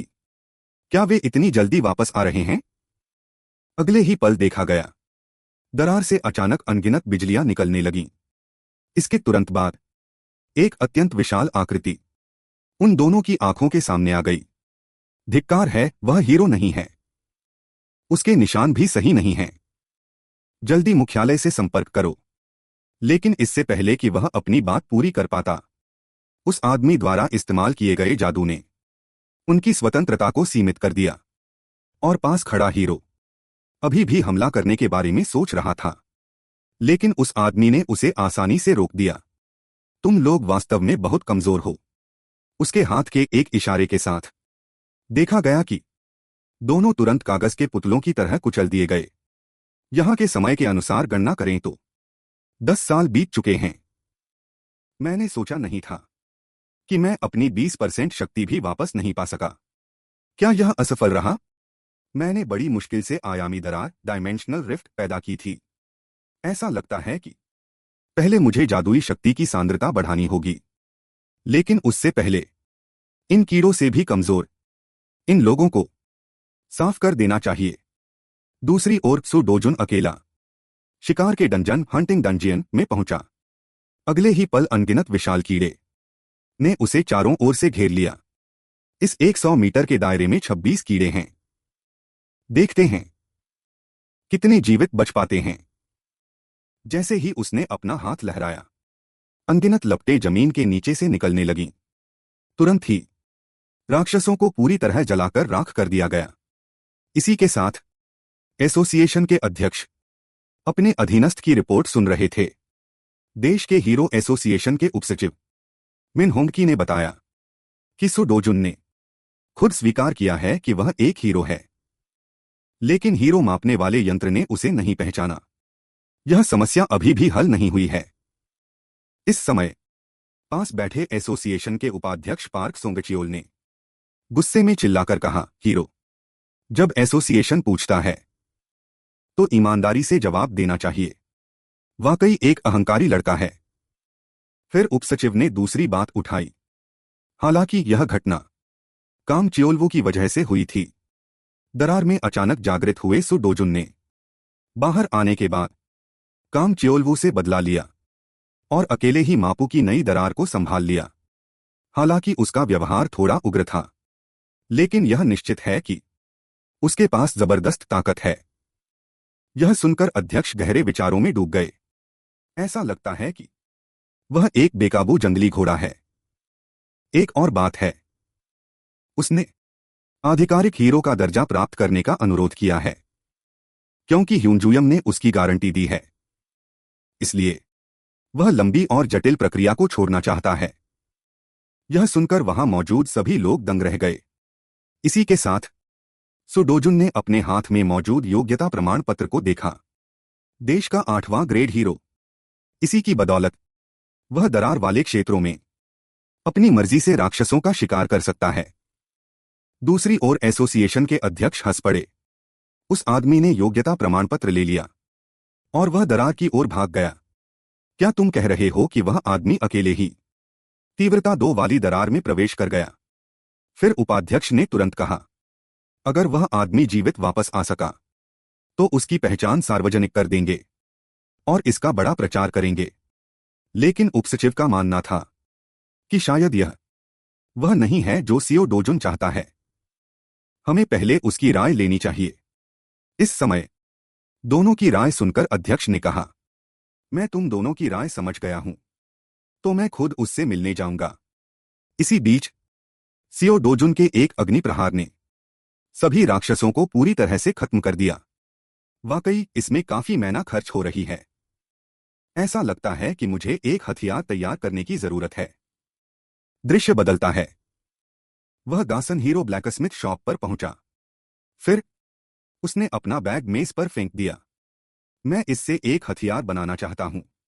लेकिन सामने खड़ा आदमी ने कहा, वे केवल पूर्वनिर्धारित ग्राहकों को स्वीकार करते हैं। यह सुनकर सीओ डोजुन को गुस्सा आ गया और उसने तुरंत उसका कॉलर पकड़ लिया। जल्दी से अपने मालिक को बाहर बुलाओ। मैंने सुना था कि आपका काम अच्छा है, इसीलिए मैं खास तौर पर यहां आया हूं। कुछ ही देर बाद हीरो गियर ब्लैकस्मिथ चोई चियोलकवान सीओ डोजुन के सामने प्रकट हुआ। तुम्हें किसने भेजा है? यून जुअम के नाम को सुनकर वहां मौजूद दोनों लोग दंग रह गए। क्या सच में ह्यून जुअम ने तुम्हें भेजा है? सियो डोजुन ने कोई जवाब नहीं दिया, बल्कि उसने बैग से सामग्री निकाली। इससे ब्लैकस्मिथ के पसीने छूट गए। यह विशाल ब्लैक स्नैक डेमन का दांत है। मैंने बहुत समय से ऐसा दुर्लभ सामान नहीं देखा है। इस समय सियो डोजुन ने अपनी मांग रखी। बस इससे एक अच्छी तलवार बना दो। लंबाई यथासंभव अधिक रखें। लेकिन ब्लैकस्मिथ ने कहा, इस प्रकार की गैरधातु सामग्री, अगर इसे जबरदस्ती लंबा किया गया तो इसकी मजबूती कम हो जाएगी। बेहतर होगा कि दो मध्यम तलवारें बनाई जाएं। हालांकि सियो डोजुन ने कोई परवाह नहीं की। क्या तुम कह रहे हो कि तुम्हारे पास यह हुनर नहीं है? दोनों हिस्सों को एक साथ जोड़ दो। मुझे एक लंबी तलवार चाहिए और मैना सोखने की क्षमता भी। इसे अधिकतम स्तर तक बढ़ाएं। इस समय पास खड़ा ब्लैकस्मिथ नाराज हो गया। मेरे पिता द्वारा बनाए गए हथियार, मैना सोखने की क्षमता कम से कम स्तर 3 या उससे ऊपर होती है। और सियो डोजुन ने तुरंत जवाब नहीं दिया। उसने पास रखी एक लंबी तलवार उठाई। यह सामग्री शायद स्तर 5 की चीज लगती है। जैसे ही उसने जोर लगाया, अगले ही पल तलवार उस शक्तिशाली बल से वहीं चकनाचूर हो गई। इससे दोनों के पसीने छूट गए। अगर तुम केवल ऐसा कचरा ही बना सकते हो तो बेहतर होगा कि अभी हार मान लो। दृश्य बदलता है। वन आइड ट्रोल ने गुस्से में दहाड़ मारी। यह राक्षस अभी भी बहुत शोर मचाता है। अगले ही पल सियो डोजुन के एक वार ने राक्षस को वहीं ढेर कर दिया। लेकिन फिर वन आइड ट्रोल में बदलाव होने लगा और वह विकसित हो गया एक अत्यंत विशालकाय ट्रोल में। हालांकि वह सियो डोजुन का सामना नहीं कर सका सियो डोजुन के एक वार से। लेकिन ऐसा लग रहा है कि लंबे समय तक मैना स्वॉर्ड बनाए रखना उसके लिए भी आसान नहीं है। लेकिन वन आइड ट्रोल का खून मिलने के बाद यह यात्रा पूरी तरह से सफल रही। कुछ ही देर बाद सियो डोजुन ने खून ब्लैकस्मिथ को दे दिया। अपने पिता से कहो कि इसके साथ दोनों दांतों को आसानी से एक साथ जोड़ा जा सकता है। अब बुनियादी सामग्री पूरी हो चुकी है। लेकिन अगर मैना सोखने की क्षमता बढ़ानी है तो एक चीज की अभी भी कमी है। केवल पृथ्वी पर उस जगह पर ही इसे पाया जा सकता है।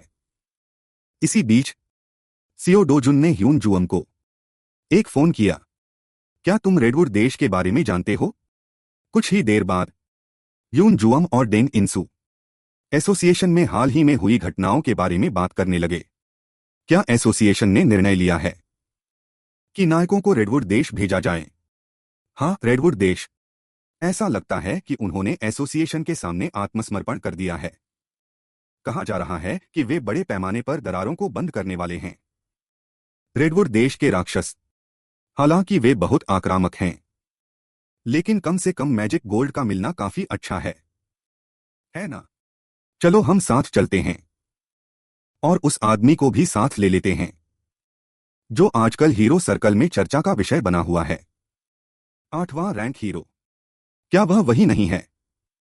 सुना है तुम दोनों के बीच आजकल काफी नजदीकियां हैं। दूसरी ओर बूढ़ा ब्लैकस्मिथ अपने हाथ में सामग्री को देख रहा था और बहुत हैरान था। इस आदमी को कैसे पता चला कि वन आइड ट्रोल का खून दोनों को पूरी तरह से जोड़ने में सक्षम है? मैं तुम्हारी मांग के अनुसार इसे यथासंभव लंबा बनाऊंगा, लगभग 1.8 मीटर के आसपास।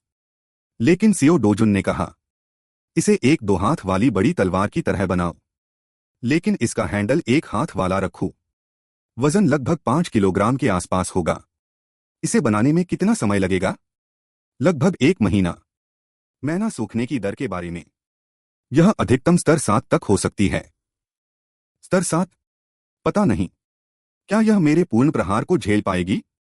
आह, तो क्या वाकई मुझे उस चीज की जरूरत है? फिर उसने बूढ़े ब्लैकस्मिथ को इशारा किया, पहले इसका आकार तैयार कर लो। जहां तक मैना सूखने की दर बढ़ाने की प्रक्रिया का सवाल है, जब मैं सामग्री ले आऊंगा तब इसे पूरा करेंगे। कहीं ऐसा तो नहीं कि वह खुद उस सामग्री को खोजने जा रहा है। कुछ दिनों बाद यून जुअम ने सियो डोजुन को 1 करोड़ मूल्य की कार भेंट की। फिर वह जिज्ञासु था कि सीओ डोजुन और हीरो एसोसिएशन के बीच क्या हुआ था। यह सुनकर सीओ डोजुन ने तुरंत समझाया, वे मेरी पहचान सार्वजनिक करना चाहते थे, इसलिए मैंने कुछ शर्तें रखीं। लेकिन बातचीत विफल रही। कुछ ही देर बाद यून जुअम ने हाल ही में हुई घटनाओं के बारे में बताया। अभी एसोसिएशन की ओर से काम चल रहा है नायकों को रेडवुड देश भेजने के मामले पर। यह सुनकर सीओ डोजुन को दिलचस्पी हुई। क्या तुम भी रेडवुड देश जा रहे हो? तो क्यों न हम साथ चलें। दूसरी ओर होंग हीजू कांग यंगसुक के साथ पारिश्रमिक के बारे में चर्चा कर रही है। यह पैसा बचाने का समय नहीं है। मैंने पाया है कि तुम्हारी सूचना प्राप्त करने की क्षमता बहुत खराब है। सीओ डोजुन, वह आदमी एक रैंक हीरो है, देश का 8वां रैंक हीरो। यह सुनकर होंग हीजू बहुत हैरान हुई। वह आदमी रैंक हीरो कैसे हो सकता है? मैंने यह जानकारी भारी कीमत चुकाकर खरीदी है। अगर तुम्हें जानकारी पर विश्वास नहीं है तो बस उसके तुम्हारे पास आने का इंतजार करो। यह सुनकर होंग हीजू तुरंत घबरा गई। क्या सीओ डोजुन सच में रैंक है? अगर यह सच है तो मेरा बुरा हाल हो जाएगा। चाहे कितनी भी कीमत हो, मैं तुम्हें दे दूंगी। तुम जितनी जल्दी हो सके उसे खत्म कर दो। बेशक, अगर हम व्यावसायिक भागीदार बन सकें तो यह और भी अच्छा होगा। ठीक उसी समय एसोसिएशन का फोन आया। ऐसा लगता है कि तुम्हारा बदला लेने का मौका आ गया है। सीओ डोजुन को मारने का सबसे अच्छा मौका। दृश्य बदलता है। देश का 8वां रैंक हीरो रेडवुड देश जाने की खबर ट्रेंडिंग में आ गई। रैंक यून जुअम, रैंक चांग सुंगहो, रैंक पार्क हेरियोल, रैंक कांग यंगसुक और रैंक सीओ डोजुन। कुछ ही देर बाद विमान आखिरकार रेडवुड देश पहुंच गया। दूसरी ओर रेडवुड हीरो एसोसिएशन में लोग आपस में चर्चा कर रहे हैं। कहा जा रहा है कि कुछ नायक विमान से उतरते ही कार्रवाई करने लगे हैं। लेकिन मुझे चिंता है कि देश के नायक उस जानकारी का पता लगा लेंगे। लेकिन कमांडर का मानना था, इस दुनिया में कोई भी रहस्य हमेशा के लिए नहीं रहता। कम से कम इस ऑपरेशन के खत्म होने तक इसे कड़ाई से नियंत्रित किया जाना चाहिए। रेडवुड देश के राष्ट्रीय स्तर के हीरो मोलिस एक अज्ञात शक्ति द्वारा हरा दिए गए और उनकी मृत्यु हो गई। ब्लैक बॉक्स में जो कैद हुआ वह राक्षस नहीं था, वह स्पष्ट रूप से एक मानव की छाया थी। सेंटालुन के पास की दरार में आखिर क्या हुआ था? इसी बीच यून जुअम और सीओ डोजुन की बातचीत में उसे पता चला कि वह सेंटालुन जा चुका है। यह जानकर वह दंग रह गया। क्या वह अकेले ही चला गया उस सबसे कठिन दरार वाले क्षेत्र में? कुछ ही देर बाद यून जुअम ने एक कार रोकी सेंटालुन जाने के लिए, लेकिन कांग यंगसुक ने उसे वहीं रोक लिया। यात्रा अभी शुरू भी नहीं हुई है। तुम कहां जाने की तैयारी कर रहे हो? मैं सेंटालुन जाकर देखने जा रहा हूं। फिर टैक्सी धीरे धीरे आगे बढ़ने लगी और कांग यंगसुक बहुत जिज्ञासु था। क्या रेडवुड एसोसिएशन ने यह नहीं कहा था कि उस जगह पर नहीं जाना चाहिए? दृश्य बदलता है। यून जुआम और उसके दल ने सेओ डोजुन को ढूंढ लिया। अब तुम्हें मुझे बता देना चाहिए कि तुम्हें यहां आने की इतनी जल्दी क्यों थी। मैं यहां ब्लू क्रोकोडाइल के लिए आया हूं। इस समय दल के कुछ लोग आपस में गप्पे लड़ाने लगते हैं। हमारा इस तरह रिफ्ट जोन में घुस आना क्या वाकई में कोई समस्या नहीं होगी? और उन्हें अभी भी लग रहा था कि सेओ डोजुन एक नवागंतुक है। लेकिन पास खड़े आदमी ने उन्हें बताया, नवागंतुकों के भी स्तर होते हैं। अगर बात सेओ डोजुन जी की है तो वे इतिहास के सबसे शक्तिशाली नवागंतुक हो सकते हैं। इस समय ह्यून जुआम बहुत उत्सुक थी। सेओ डोजुन, कहीं तुम्हारा इरादा इस रिफ्ट को सीधे बंद करने का तो नहीं है? रिफ्ट को बंद क्यों करना? मैं यहां सामग्री खोजने के लिए आया हूं। अगले ही पल एक विशाल ब्लू क्रोकोडाइल अचानक उन लोगों के सामने प्रकट होता है। जब सब लोग अभी भी राक्षस की शक्ति को देखकर हैरान थे, तभी सेओ डोजुन ने अपनी लंबी तलवार निकाल ली। उस समय जब बूढ़े लोहार को पता चला कि सेओ डोजुन ब्लू क्रोकोडाइल का दिल हासिल करना चाहता है, तो उसने अपनी बेशकीमती तलवार उसे उधार दे दी। इसके बाद एक आकृति तेजी से वहां से गुजरी और उसने मौके पर ही ब्लू क्रोकोडाइल के 2 टुकड़े कर दिए। इसे देखकर वहां मौजूद सभी लोग दंग रह गए। यह आदमी तो अविश्वसनीय रूप से शक्तिशाली है। दृश्य बदलता है। लोग आपस में चर्चा करने लगते हैं। उन सबका मानना है कि सेओ दोजुन वाकई में बहुत शक्तिशाली है। यून जुआम बहुत उत्सुक थी। क्या ब्लू क्रोकोडाइल का दिल निकाल लिया गया है? निश्चित रूप से, फिर सेओ दोजुन ने कहा। ब्लू क्रोकोडाइल का मांस काफी अच्छा होता है। क्या तुम इसे चखना चाहोगी? थोड़े मानसिक संघर्ष के बाद अंततः यून जुआम ने ब्लू क्रोकोडाइल का मांस खा लिया। सचमुच इसका स्वाद काफी अच्छा था। इसी बीच डेंग रेनशु सेओ दोजुन जी से बहुत उत्सुकता से पूछता है, आपका रहस्य क्या है जो आपने ह्यून जुएओन को पटा लिया? जल्दी बताओ, आपका रहस्य क्या है? यह सुनकर सेओ दोजुन तुरंत सोच में डूब गया। जब वह इंपीरियल एकेडमी में था तब उसकी उम्र 20 साल भी नहीं थी। उसने काउंट ग्रेन के परिवार की मेसियर मिस ग्रेन के साथ प्रेम संबंध रखा था। जब वह 20 के दशक में था तब रेशुली परिवार की मिस रुविंदा रेशुलियन के साथ था और अंत में दुनिया के विनाश के बाद जो मेरा आखिरी ठिकाना बनी वेरोनिका। फिर सेओ दोजुन ने जवाब दिया, शहद मधुमक्खियों को नहीं ढूंढता। यह सुनकर डेंग रेनशु वहीं सन्न रह गया। यह मेरे जीवन में सुनी गई सबसे घटिया बात है। दूसरी तरफ कांग योंगशाओ को रिपोर्ट मिली। यून जुआम और डेंग रेनशु दोनों सांतारम गए हैं। क्या वहां ऐसा कुछ है जो मुझे नहीं पता? कोई पैसा कमाने वाला राक्षस? जब तक बात सेओ दोजुन से जुड़ी है कुछ भी भविष्यवाणी करना असंभव है। यह वाकई परेशानी वाली बात है। तभी कांग योंगशाओ को होंग हीजू का फोन आया। उसने बताया कि सेओ दोजुन के पिता ने सेओ दोजुन को एस क्लास हीरो बनते देख लिया है और कहा है कि वे उसे वापस ले आएंगे। चिंता मत करो सेओ दोजुन, निश्चित रूप से रेडवुड देश से वापस नहीं आएगा। तुरंत कांग योंगशाओ ने नक्शे पर एक निशान बनाया। जाओ और गाओ जी से संपर्क करो। अब सेओ दोजुन खुद से एक सुनसान जगह पर गया है, बल्कि हमारे लिए हमला करना और भी आसान हो गया है। दृश्य बदलता है। यून जुआम सेओ दोजुन को चेतावनी देती है, आगे खतरनाक राक्षस मौजूद हैं। वह तो लिंक्स है। कोई बात नहीं, यह कहते हुए सेओ दोजुन धीरे धीरे आगे की ओर बढ़ने लगा। कुछ देर बाद यून जुआम ने सेओ दोजुन को एक ईयरप्लग दिया। अगर तुम लिंक्स की आवाज से भ्रमित हो गए तो इससे मानसिक पक्षाघात हो सकता है। लेकिन सेओ दोजुन ने कहा कि उसे इसकी जरूरत नहीं है और फिर वह मुड़कर वहां से चला गया। रात में कुछ लिंक्स अचानक सबके सामने प्रकट हुए। अगले ही पल उन्होंने एक कान फोड़ने वाली दहाड़ निकाली। हालांकि सेओ दोजुन बेहद शांत था और ऊपर की ओर देख रहा था। जब सब लोग अपने कान बंद कर रहे थे उस समय सेओ दोजुन ने धीरे से जमीन से एक पत्थर उठाया। फिर आग की लपटों वाला एक पत्थर सीधे लिंक्स की ओर तेजी से गया, जिसने मौके पर ही उसकी दहाड़ को रोक दिया। इसी के साथ लिंक्स तेजी से वहां से भाग निकला। यह देखकर सेओ दोजुन तुरंत तलवार निकालकर उसके पीछे भागा। इस समय डेंग रेनशु बहुत उत्सुक था। उस आदमी ने आखिर किया क्या जो लिंक्स की दहाड़ को रोकने में कामयाब रहा? कुछ देर बाद लिंक्स का एक झुंड अचानक सबके सामने प्रकट हुआ।